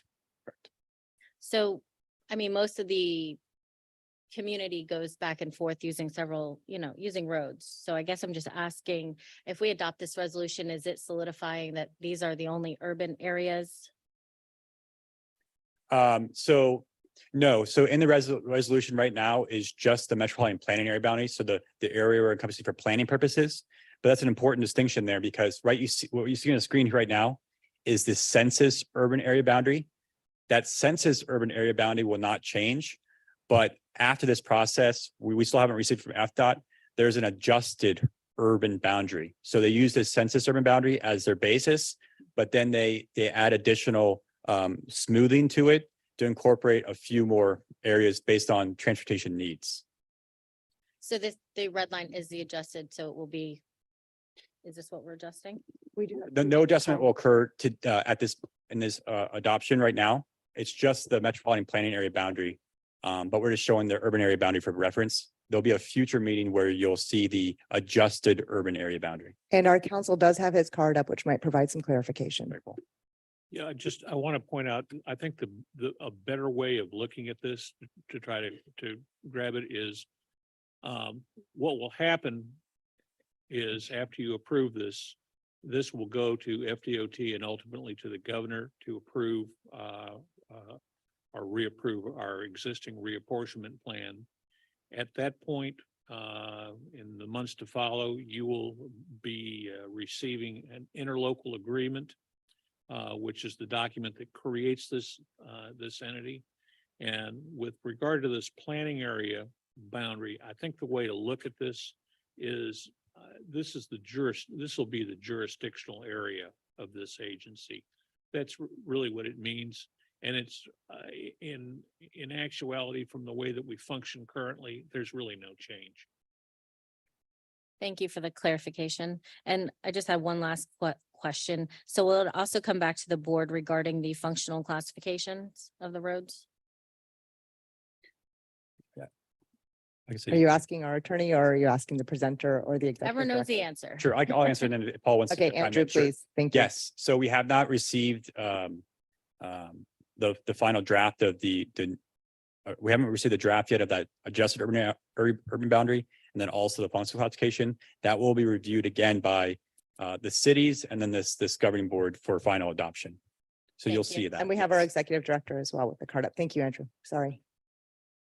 Just to, I guess, just to clarify a little bit. So our planning area is Palm Beach County, but the urbanized area, which MPOs exist, which is for areas over 50,000 people, the Miami urbanized area, basically every time there's a census, they have to look at the planning area, the county again, and make sure that the urbanized area, if anything's changed.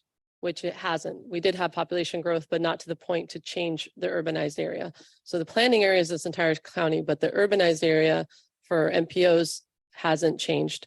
In terms of the functional classification, we will get an update from the feds and the state on that if there any changes. However, at any point in time, a roadway owner can request to the state and say, we should be changed to a different classification base and show proof of that, or whatever the criteria is. So that can be changed at any time, but we will get it's basically kind of an update, a status check on the big picture. Has anything changed? And in our case, it hasn't. However, when it comes to functional classification, the roadway owner can request at any time and say, we do meet that criteria, please change it. All right, thank you, Valerie. And we have our counsel with card up again, please, sir.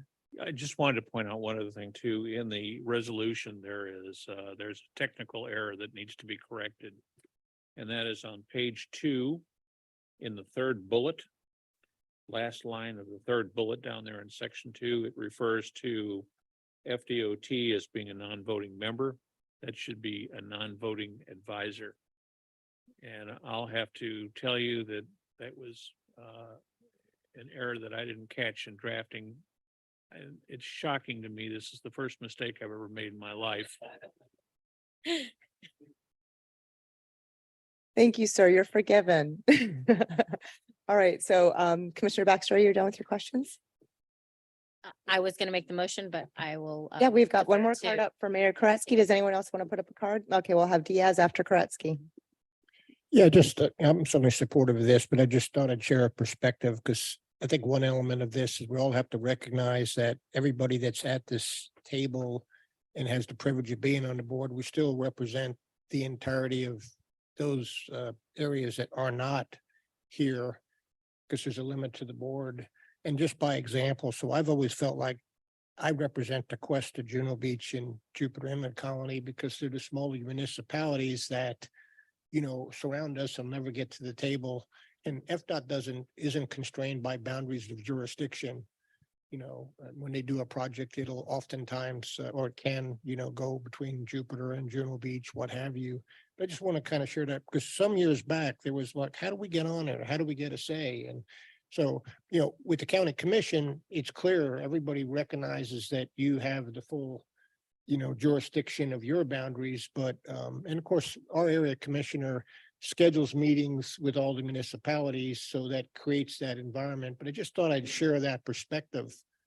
And that's why when I spoke up earlier about, you know, advocating for a bundling and telling the smaller municipalities that don't have staff and things like that, that's our role, you know, to be thinking about them. So in addition to the county commissioners that think of, you know, other areas, you know, it's all of our accountability. I just wanted to emphasize that. Thank you so much, Mayor Koretsky. All right, moving on to Commissioner Diaz, please. Yeah, that's a great point. This is such a good opportunity to always advocate for our neighbors when they need it. And so, you know, I just kind of had a curiosity question, and I know we're generally looking at adding, you know, due to population rise, but is this also, this is probably a better question for the next meeting when we look at the urban development boundary or whatever we're calling it. That is, you know, is this an opportunity for us to also maybe protect like some of the more environmentally sensitive areas like the Ag Reserve or Grassy Waters or Loxahatchee River? Is there like an opportunity to kind of take a stand and We have our executive director able to respond. So the urbanized area is strictly based on population. So it wouldn't, you know, it's based on where is their concentration of population. So it wouldn't really affect the natural areas. It's just a formula based on where is the concentration of the population living. And that's the urbanized area. So if you have over 50,000 people in area, and Andrew, if you want to elaborate, but it wouldn't like go into a natural Everglades or a natural area like that. Yeah, it would be, but right, with this adjustment coming up, it would be areas to pay attention to when we think about that. Okay. In some ways, yeah. Yeah, because we're basically required, if the population meets that threshold, we have to make the change.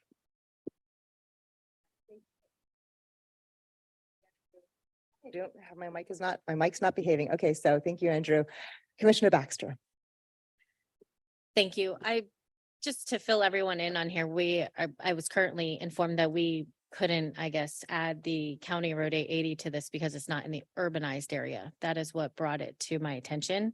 And our agricultural area and our western communities need a lot of attention on this road.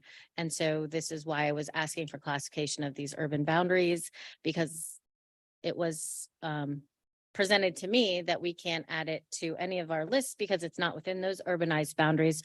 So I'd just like to confirm, if it's not, what is a path forward then to get it on the TPA Understood. NPO list? All right, go ahead, Valerie. I'll start, just highlight. Oh, wait, I'm sorry. Andrew or Valerie? Okay, no, I just wanted to mention, so the reason that for the funding that we prioritize as a board for we exist because by statute for urbanized areas, but the funding that we prioritize is for primarily for the urbanized area. However, we can prioritize funding on federal aid eligible roadways. Currently, that roadway, County Road 880, is a minor rural collector, so it's not classified as part of the network that we can fund. If the path forward would be for the county to request to FDOT and provide the data or the justification that it does qualify for a rural major collector, then it would be part of federal aid network. Then it could be eligible for our funds. It may not be as competitive as other projects because it's not in the urbanized area and our performance measures are primarily for the urbanized area, but it could be eligible if it's for our funding. That doesn't mean there's not other fundings out there, but the next step to go down that path would be for the county to request or make the case if it's eligible for to upgrade it. Thank you. All right, any other public comments come up? Any other cards that anyone would like to speak on this subject? All right, so I am seeking a motion to adopt a resolution reaffirming the current membership and apportionment plan, the Metropolitan Planning Agency, area boundary map, and regional transportation planning coordination through the Southeast Florida Transportation Council, or CEFTEC, with the change on page 2, third bullet, last line, that FDOT is non-voting. It is actually an advisor. So I'm looking for a motion in a second. Before you guys do your motions, if I could ask for a favor for from now on, because of the peripheral vision in here, I can't always hear and see everyone as they're speaking. What we do for the larger statewide groups is we say our name when we make our motion or our second. So if you could just state your name, then we can make sure we get it onto our record who was the motion maker and the second. So I'm looking for a motion in a second. Sorry about that. Fred Pinto. I'll file that motion. So moved. Okay, your name. Maria. Madam. Maria Sachs, I'll file that motion. Okay, so that's our first. Thank you, ma'am. And our second? Fred Pinto, second. All right, thank you so much. And you guys can just say your last name if you want to. All right, we do not need a roll call vote for this. So all in favor? Aye. Any opposed? All right, motion passes unanimously. We have accomplished. Time to move on to our information items. Great work on your voting, guys. Thank you so much. Our first information item is from the Port of Palm Beach. We have a Port of Palm Beach overview, and I am going to invite Carl Baker, who is the Director of Planning for the Port of Palm Beach, to present on this item. Good morning, sir. Good morning. I'd like to thank the TPA board for allowing the port to come and present today. Our Executive Director, Mike Makins, had fully intended to be here, but about 8 o'clock this morning, his phone rang. And so the plans for his day changed radically. So sorry.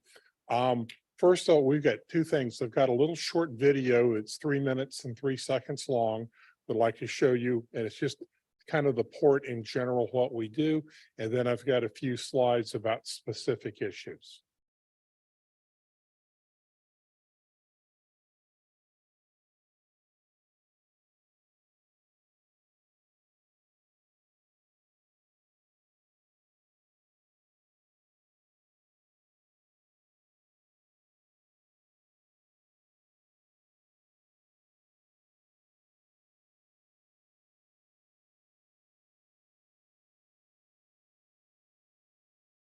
This is the only view most people get of the Port of Palm Beach. But when you take a closer look, you will see there is a bustling seaport that's been serving the region and beyond for more than a century. This economic powerhouse provides almost 10,000 direct and indirect jobs and generates more than $270 million in annual economic impacts. At only 165 acres, The Port of Palm Beach processes more than 14 billion in commodities every year. That equals about 2.5 million tons of cargo. Today, the port ranks as the fourth. This is the only view most people get of the Port of Palm Beach. But when you take a closer look, you will see there is a bustling seaport that's been serving the region and beyond for more than a century. This economic powerhouse provides almost 10,000 direct and indirect jobs and generates more than 270 million in annual economic impacts. At only 165 acres, the Port of Palm Beach processes more than 14 billion in commodities every year. That equals about 2.5 million tons of cargo. Today, the port ranks as the fourth busiest container port of Florida's 15 seaports. Each year, this shipping hub handles approximately 272,000 containers. A majority of the container traffic includes food stored in the port's 100,000 square foot cold storage facility operated by Merchants Market. The food distributor works closely with the port's largest tenant, Tropical Shipping, to supply food to people living and vacationing in the Caribbean. Together, the companies maintain just-in-time shipping to the islands in the Caribbean basin. The Port of Palm Beach continues to lead in efficiency. It has the highest container throughputs per acre in the United States. This powerful economic engine handles more than just shipping containers. The port has a diversified commodity mix, including molasses, cement, and diesel fuel. The Port of Palm Beach is the only seaport in Florida that ships out raw sugar that's locally grown and milled in Palm Beach County's western communities. The raw sugar is trucked into the port and unloaded into this warehouse that holds about 21,000 tons of raw sugar. Every week, a barge docks at the port and spends about 24 hours loading the raw sugar. Then off it goes to a Domino sugar refinery in New York or Maryland. Another popular commodity moving across Port of Palm Beach's docks is liquid asphalt. Every year, the port handles about 88,000 tons of asphalt that's used to build roads and highways in the local area. The port's on-dock intermodal rail facility allows port tenant heavy lift services to transport oversized cargo from train to ship in a matter of minutes. The company also specializes in smaller special project cargo, such as artificial reef modules, asphalt plants, and carnival rides. Through our most recent infrastructure improvements, the port is now home to a one-of-a-kind mega yacht facility called Berth One Palm Beach. The exclusive facility attracts elite super yacht owners from all over the globe. The Port of Palm Beach is also a destination for cruise passengers embarking on the exclusive Margaritaville at Sea Paradise cruise ship. It is the only 3-day, 2-night cruise sailing to Grand Bahama Island. Even though the Port of Palm Beach is a special taxing district, it has not taxed since 1975. Yet it continues to serve as the gateway to the Caribbean. Well, that was supposed to be a movie as opposed Now, to a here's some- collection of still pictures. At least the audio was good. Okay, so if we could have the presentation, please.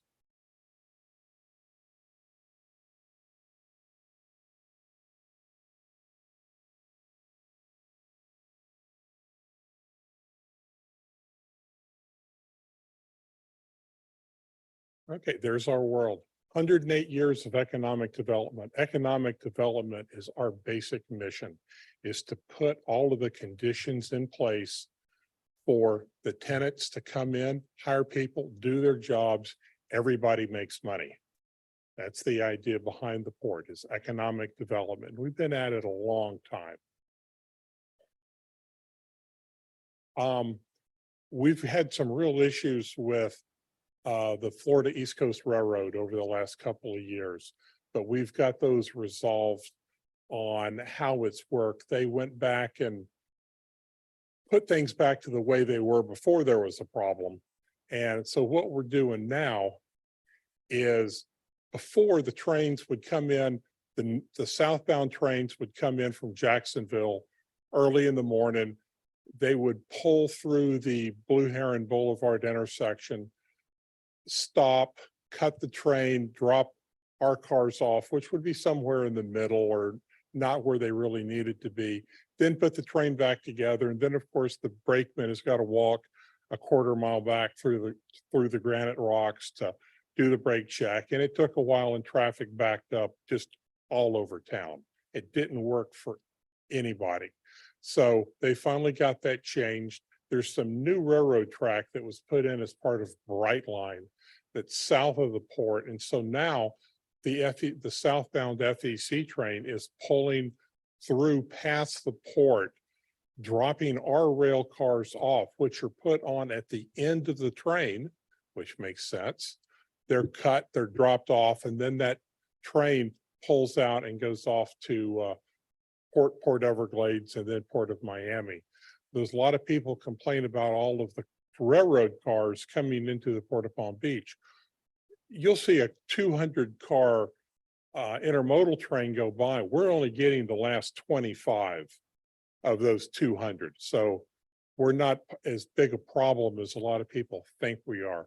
But this has got everything pretty much resolved. The phones aren't ringing nearly as bad as they used to.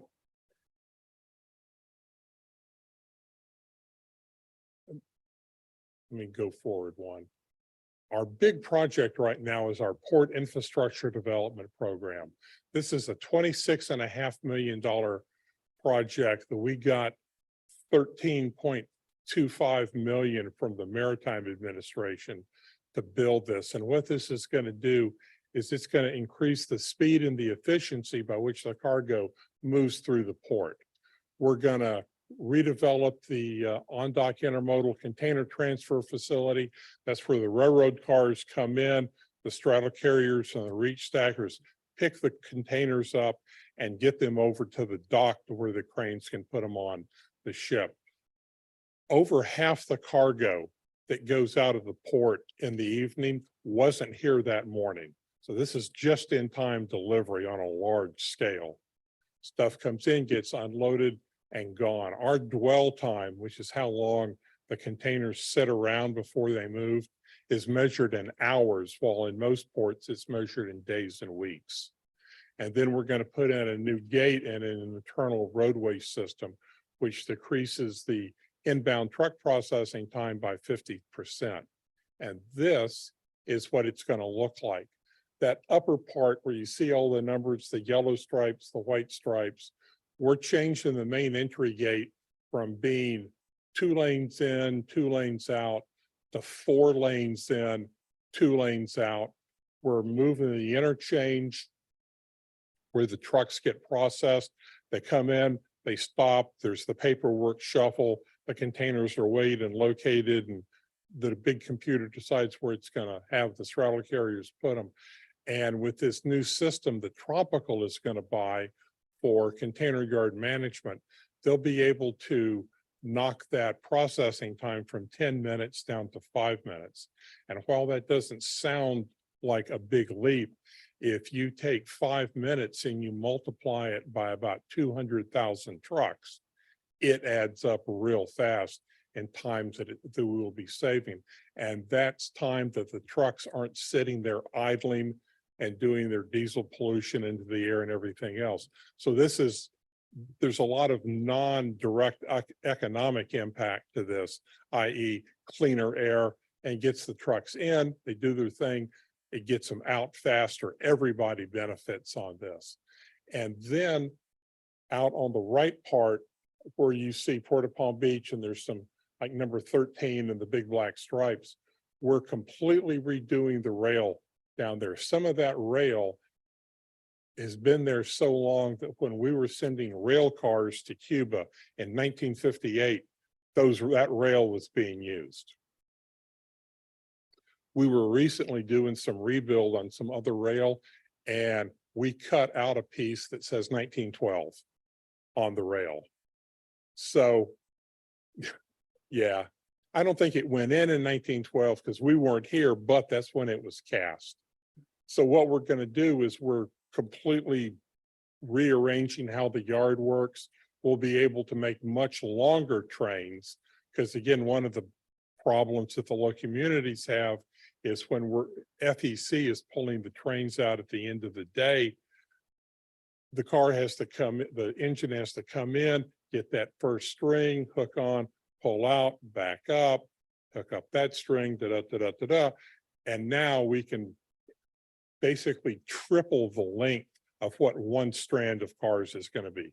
So that whole operation will go much faster and everybody can calm down because they won't be sitting at the traffic light on 13th Street for so long, watching the same cars go back and forth. And believe me, I know how that is. So that's the main part of our PIDP, where we have a number of options on how we're going to do things. But that's the two really main big projects.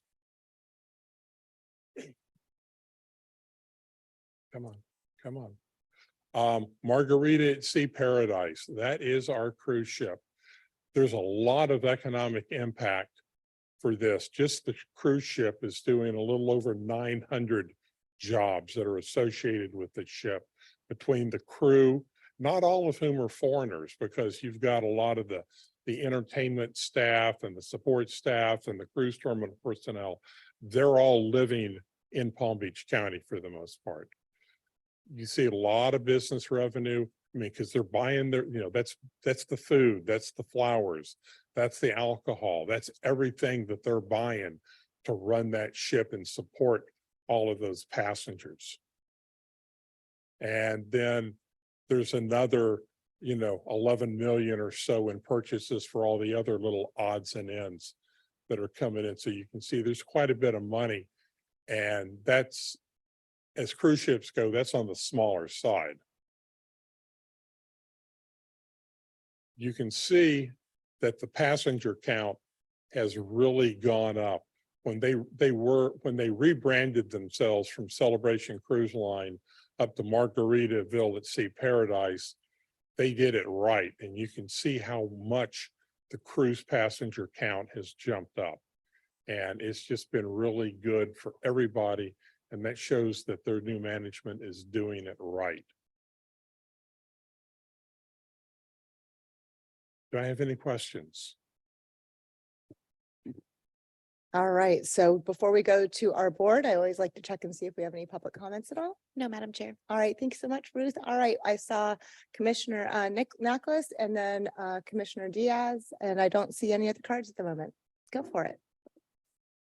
Thank you so much for the presentation. I had a comment and a question, and it's interesting because last night I was at the FAU Research Park Awards event, and I met somebody who was talking about their business that captures emissions and converts it to electricity, and specifically in ports.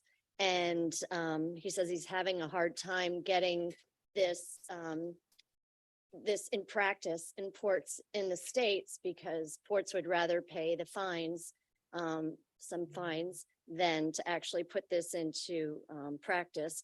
But they are starting it in Italy. Apparently Italy is now has some new rules about their ports.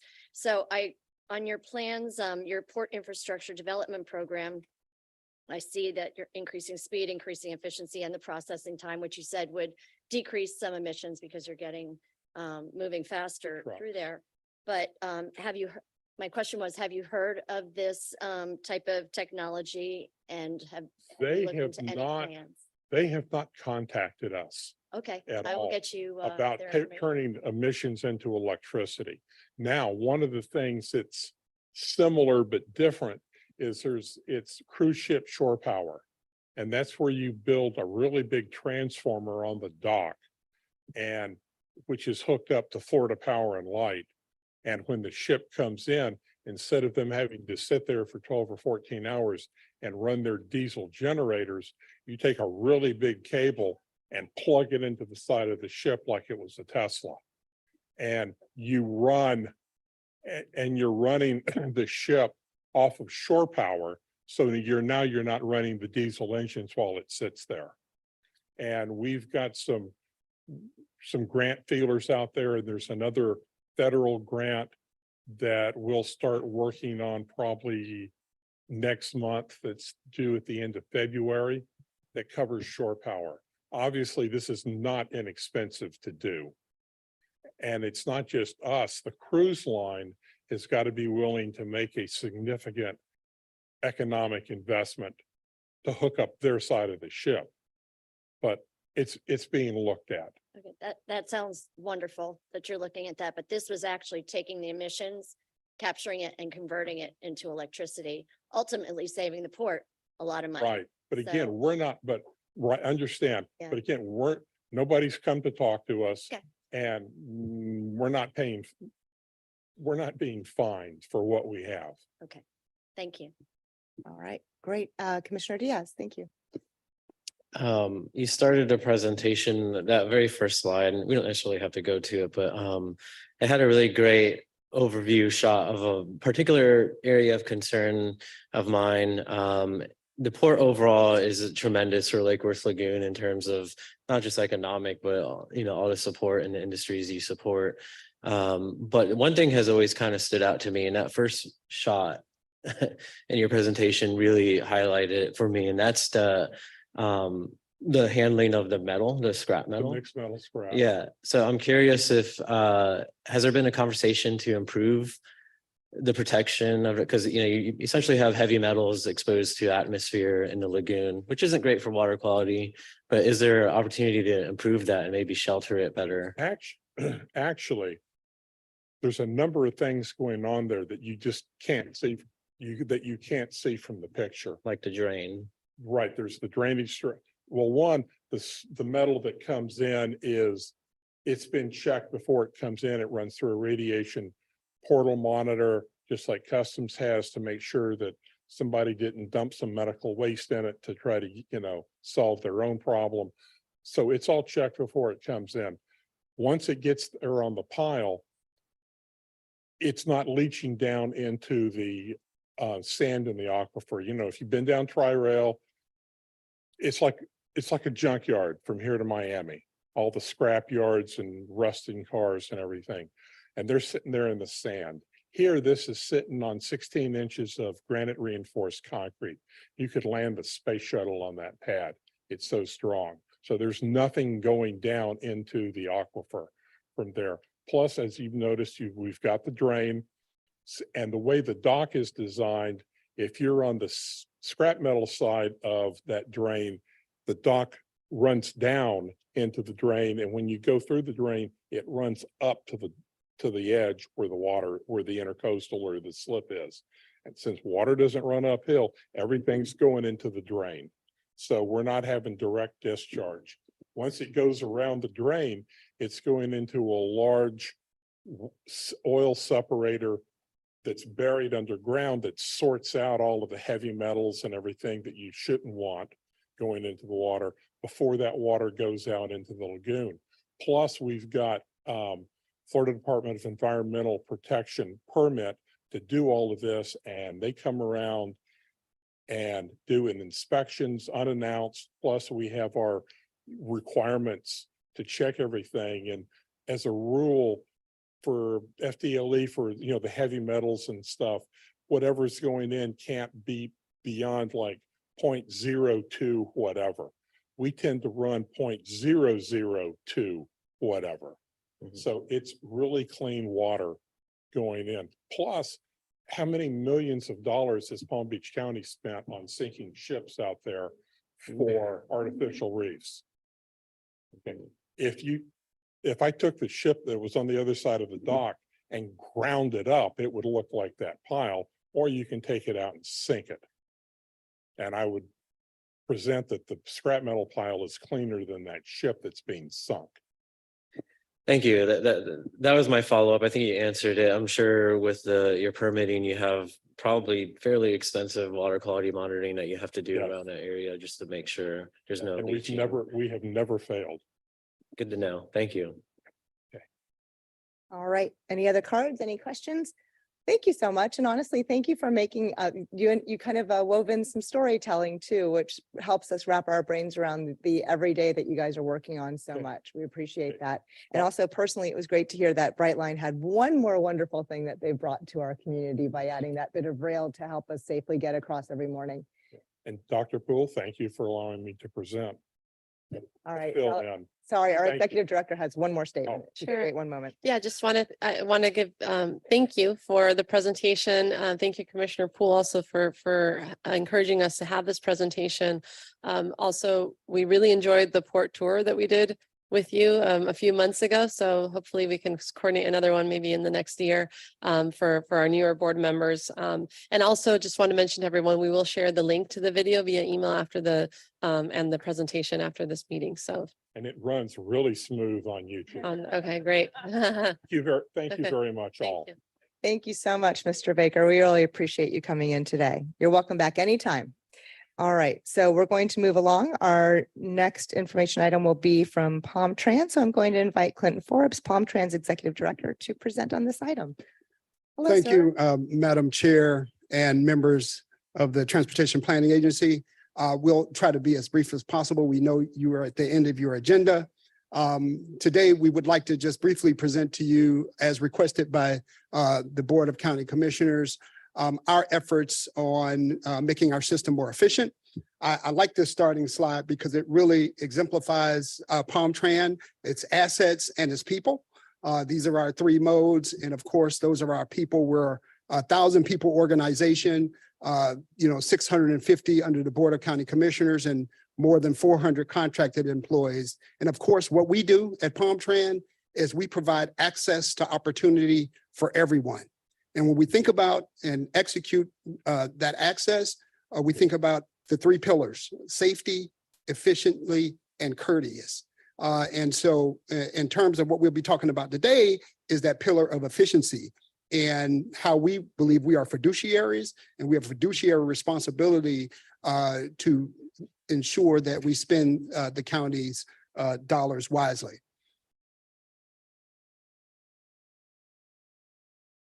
And so here's our agenda. Just to mention, we did have a presentation at the Board of County Commissioners workshop on September 26th. This is a modified abbreviated version.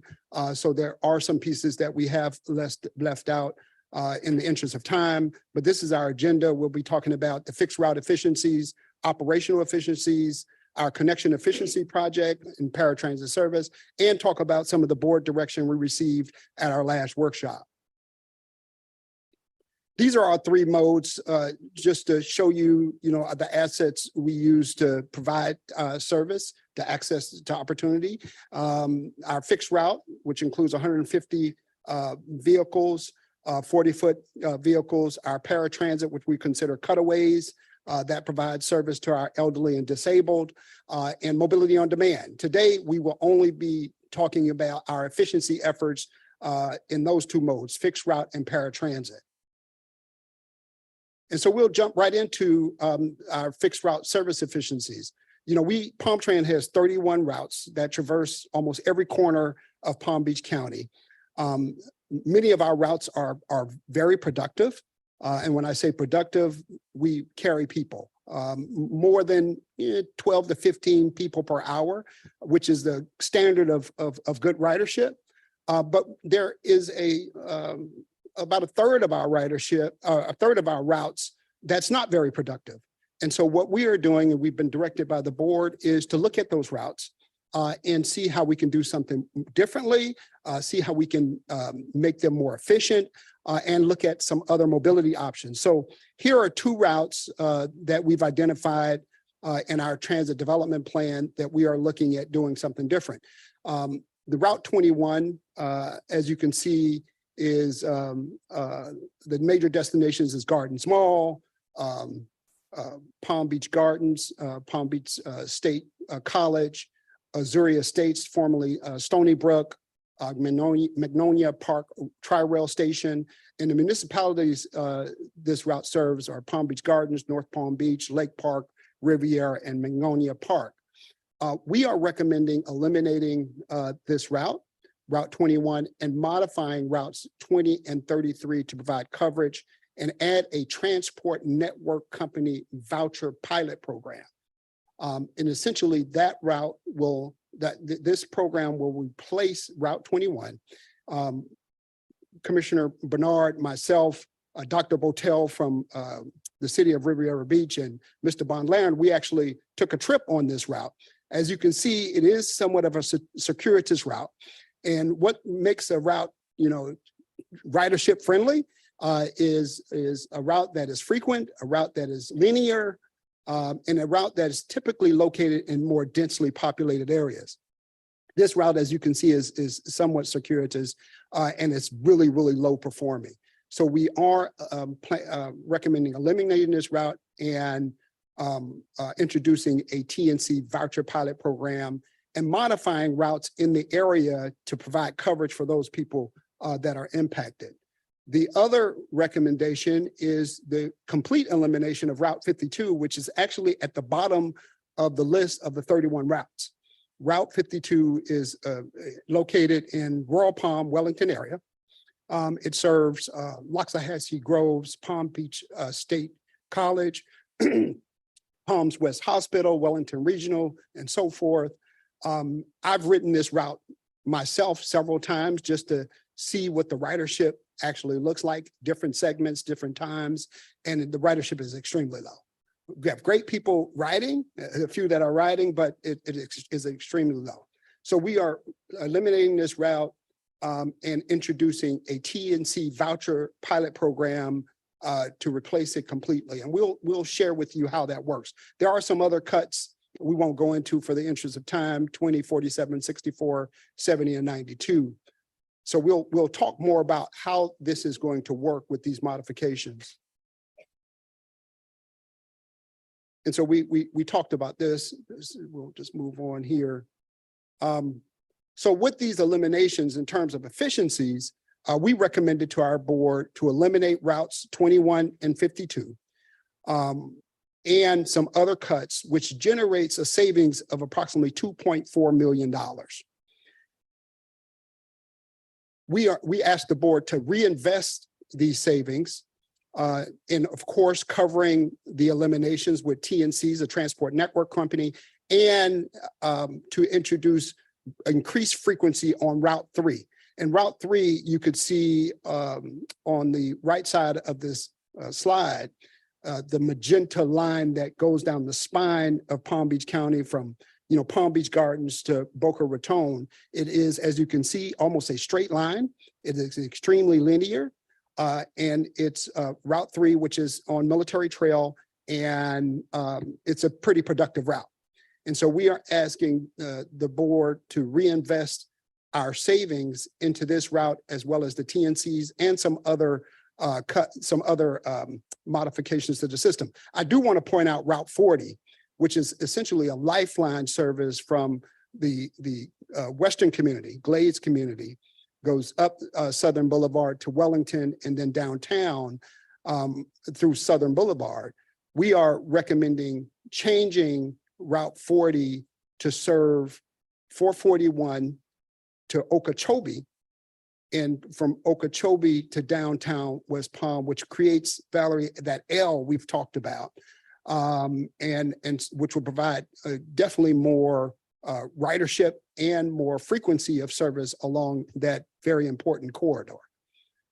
And so the lion's share of the eliminations includes the 2.4 million, and we want to reinvest those, of course, in introducing the transport network company, as well as Route 3 and other modifications.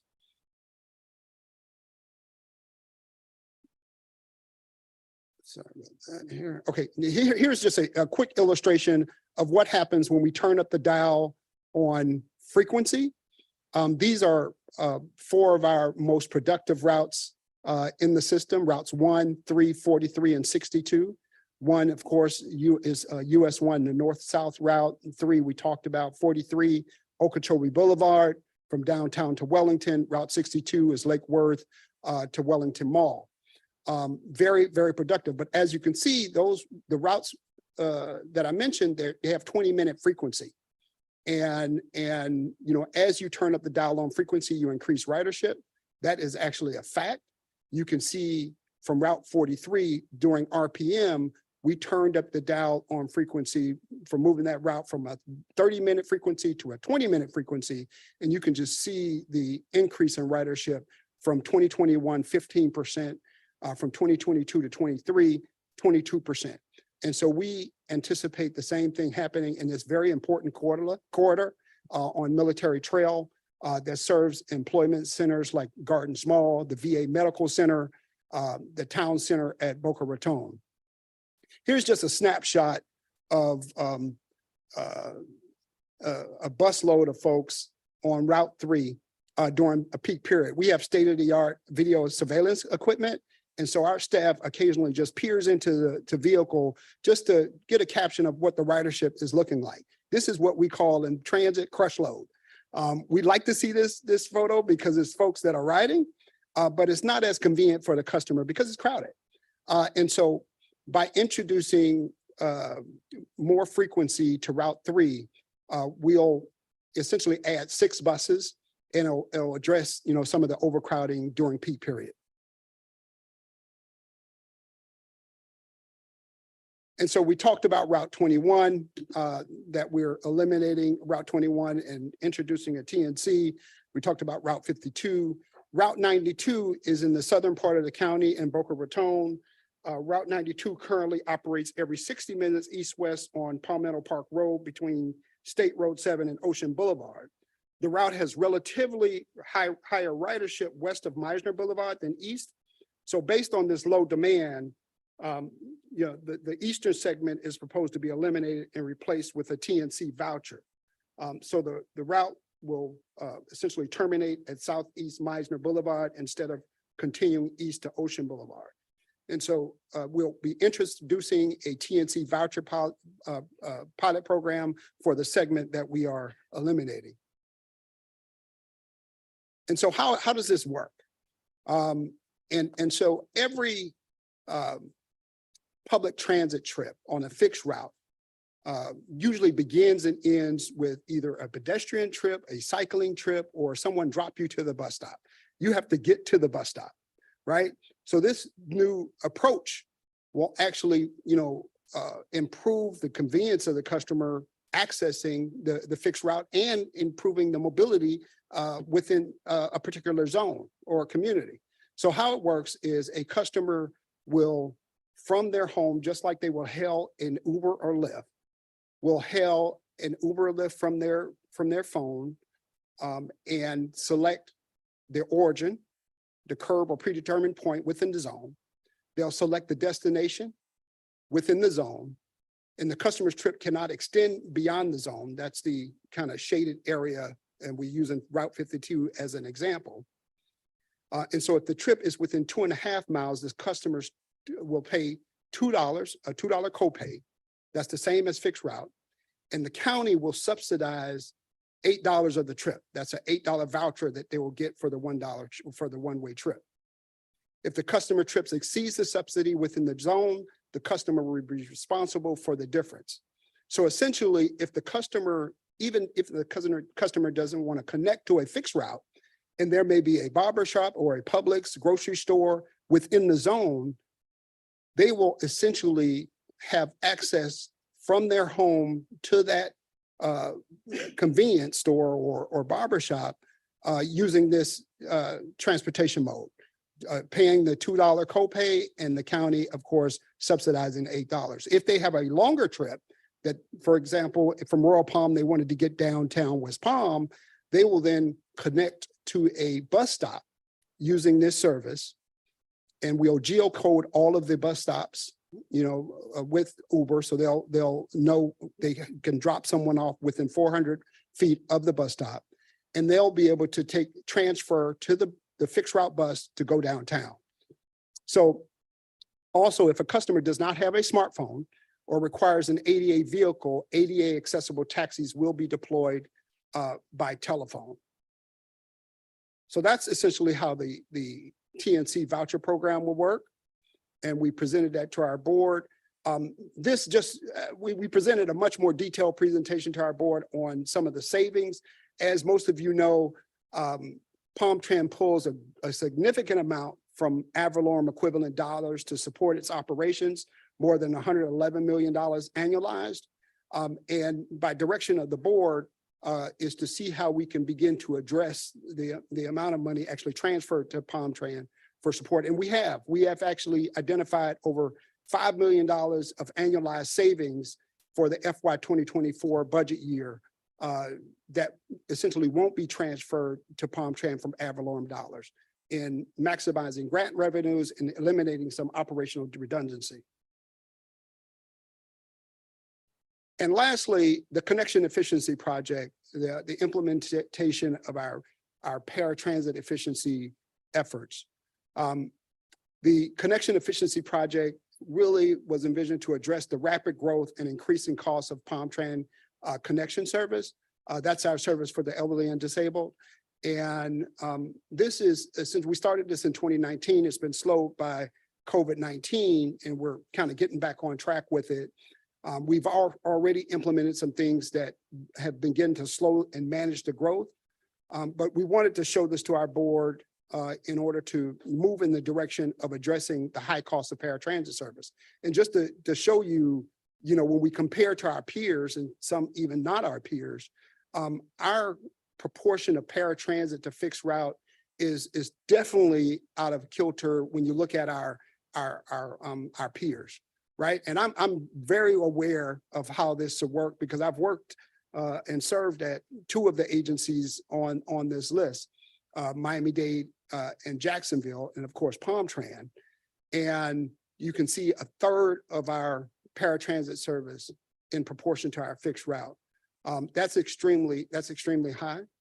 And a lot of how we got here has been policy driven from previous boards several years ago. And so I'm not saying it's anyone's fault, but and I think all the intentions were good. It's just that I think the policy of the board was to look out, of course, for the elderly and disabled, but probably not paying that much attention to the restrictions and allowances that the Federal Transit Agency allows for agencies to address the high cost of this service. The American Disabilities Act of 1990, which is civil right and Title VI, was really intended to ensure that there was no discrimination of people with disabilities in facilities and transportation and government and city government and county government and so forth. And in the transportation sector, essentially what it told the transit industry is that all of your fixed route vehicles must be 100% ADA accessible, which means that they need to be low floor, they need to have lifts, they need to have audio announcements. A person with a disability should be able to use the fixed route system just as a person who's an able-bodied person. And the paratransit service was always designed as a safety net, not as the primary transport for disabled people. It was as a safety net for those people who just couldn't access the fixed route system, such as a person who might have extreme dexterity issues or a cognitive issue. And so the Federal Transit Administration, USDOT, kind of defined that for the industry because they know that, on-demand door-to-door service is very costly. And so the county, and we'll talk about this, we several years ago kind of moved away from some of the guidelines that the FTA put in place. And that's why our proportion and the cost was so exorbitant compared to our peers. So just to kind of go into what we're recommending, and it's important to pause with this because we know we are dealing with a very delicate community of riders. And so we are not proposing, and we stated this at our board meeting, that we change this service in next year or the year after. We cannot take a light switch approach to making these changes. It has to be done very slowly, very gracefully, very strategically, and that's our plan. But we have to move in that direction. The recommendation one is to align our ADA service area with FTA guidelines. So the ADA paratransit service will be provided within 3/4 mile of the fixed route system. Recommendation two will be to launch an alternative transportation services program to cover trips of new ADA coverage area using Uber, Lyft, taxi, or other less costly paratransit providers. to cover those trips outside of the 3/4 mile. And of course, to adjust the fares to federal guidelines. The FTA allows for transit agencies to charge twice the conventional fixed route fare because they recognize the high cost of providing on-demand service. Currently, we are at $3.50. Our fixed route fare is $2. Therefore, the maximum we can go is $4. Our recommendation would be to go to the maximum, and that's what we submitted to our board. And this is just, an illustration of how we plan to align the ADA service area with FTA guidelines.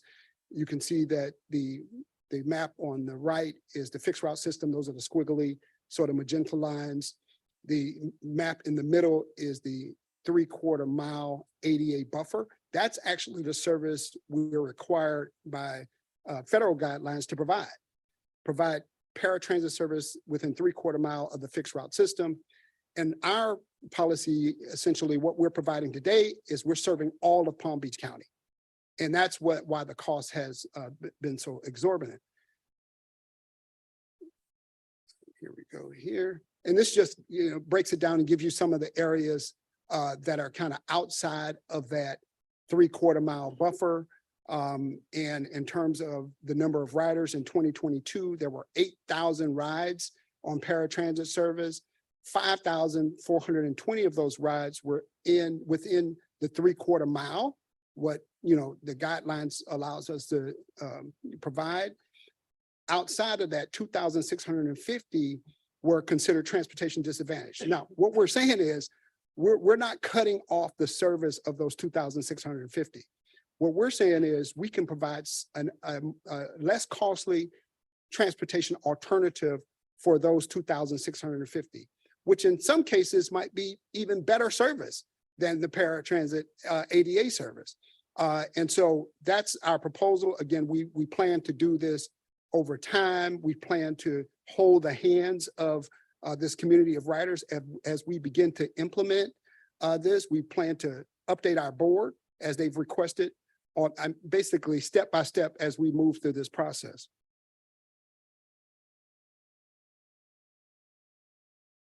Slow there. And this is just another example. The federally mandated ADA service will be provided by Palm Tran Connection. That's your cutaway vehicle.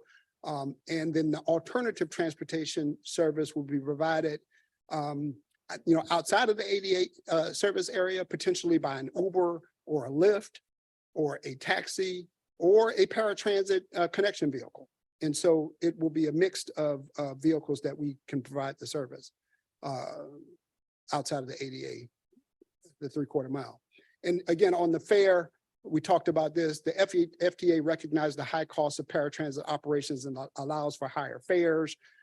In 2013 was the last fare increase from $3 to $3.50. It was a 17% increase nearly 10 years ago. Our recommendation is to go from $3.50 to $4. And of course, this does, in a sense, controls demand and associates that with, it affects cost as well. And just last, board members, this is just a summary of our 3 actions. Addressing the service efficiency and reinvestment, $2.4 million. We plan to begin implementation in January of next year. Our operational efficiencies, we plan to implement those right away as well. We'll probably get 3/4 of those savings of the $5 million, considering that we've already started the fiscal year and we'll be implementing in January. And then to continue the implementation of the Connection Efficiency Project using a phased approach, with each phase to be approved by the Board of County Commissioners. Again, taking a very slow, deliberate, graceful, thoughtful approach to making these changes on the paratransit service. And last, we've been directed by the board, of course, to present to the TPA, which we're doing today, We will be presenting tonight at Royal Palm and sharing this information with them. Of course, all of the affected areas will get a presentation, and we've already engaged them. And then we'll bring this to a public hearing at our Palm Trans Service Board as directed by the Board of County Commissioners on October 26th. And then follow up with the board on all of our efforts, including the input that we received from the public hearings on November 28th. And we plan to begin implementation in January. Definitely the operational efficiencies and the transport network company model will begin in January, and we'll continue to refine the plan for paratransit over several years, over a 3 to 4 year period. And so, Madam Chair and members, that concludes our presentation. Go ahead. You go ahead. I don't see any public comment. Do we have any, Ruth? All right. I have a couple cards going up. We'll start with Commissioner Fox. Thank you so much. I always appreciate hearing all the updates. I was curious for the changes that will begin in January. How do you communicate that with people? I know that we just recently had some route changes on our trolley, which is, a much smaller service, and it took a long time for people to adjust. Some people were using trolley to get to work and things like that. So I'm just curious in terms of the people that are using it because exclusively that's their only transportation method. I know it will take the time for them to get used to using the Uber or Lyft and getting used to the time that it might take to get to work and things like that for the changes. So I'm just curious if you could talk about the communication methods. Okay, great. And we've gotten really good at this. And we take great care in making sure that everyone affected knows about the changes. So some of the techniques we use that have been very effective are, especially we target the people who actually use the fixed route system. Let's say in Route 52, where we're proposing a complete elimination. Once this is approved by the board to move forward, we will begin messaging that information to the customers using the system via audio announcements, automated audio announcements, and we have infotainment screens on all of our buses, our fixed route buses. We have 2, which will also present that information. We have staff that actually will be on the ground at the transit hubs in Wellington and bus stops of, a lot of frequency. We will have folks there as well. For the folks who are not familiar and haven't used really the fixed route system, to encourage them to try this new TNC model, we will be doing mailers to the community as well. Clinton, thank you so much for the presentation. This is great. I want to commend you and staff on seeking all of these efficiency improvements, being innovative with the funding. I know that PalmTran has less funding as an agency than its peers. So I really commend you on that. And you guys spend more money on paratransit than your peers. So you're kind of in a bind there, but seeing the map, seeing these efficiencies, seeing these routes becoming straighter, lower performing routes transitioning into more on-demand. It's really, really great. I'm really excited about this. And just wanted to say thank you and great plan to transition, gradually as we wean back and try to be more efficient with the limited resources. Thank you. No, thank you. Again, and I don't see any other cards. Thank you so much for accommodating to our county commission's wishes. We're looking forward to that efficiency for all of our residents. And as the chair of the TD board, looking forward to learning more as we transition the next few years to continue providing that great care for those folks that really need it. So thank you. Any other questions? All right. Thanks for coming today. All right. Do we have any other partner agencies that are wishing to provide an update today? Yeah, I won't forget that. All right. On our agenda today, we did have item 1E, which was Florida Mobility Week proclamation. So I just want to thank our Palm Beach County, Boca Raton, and Palm Beach Gardens for passing a Mobility Week proclamation. I don't know if we have any other municipalities that passed one. And that is it. So we'll move ahead to our administrative items. These are just information only for the board. There is no staff presentation of these items unless requested by a board member. Everything that was presented today will be available on the TPA website. You can also watch a recording of today's meeting if you would like to do so. As far as our administrative items, do we have any public comments? All right, and I don't see any cards going up.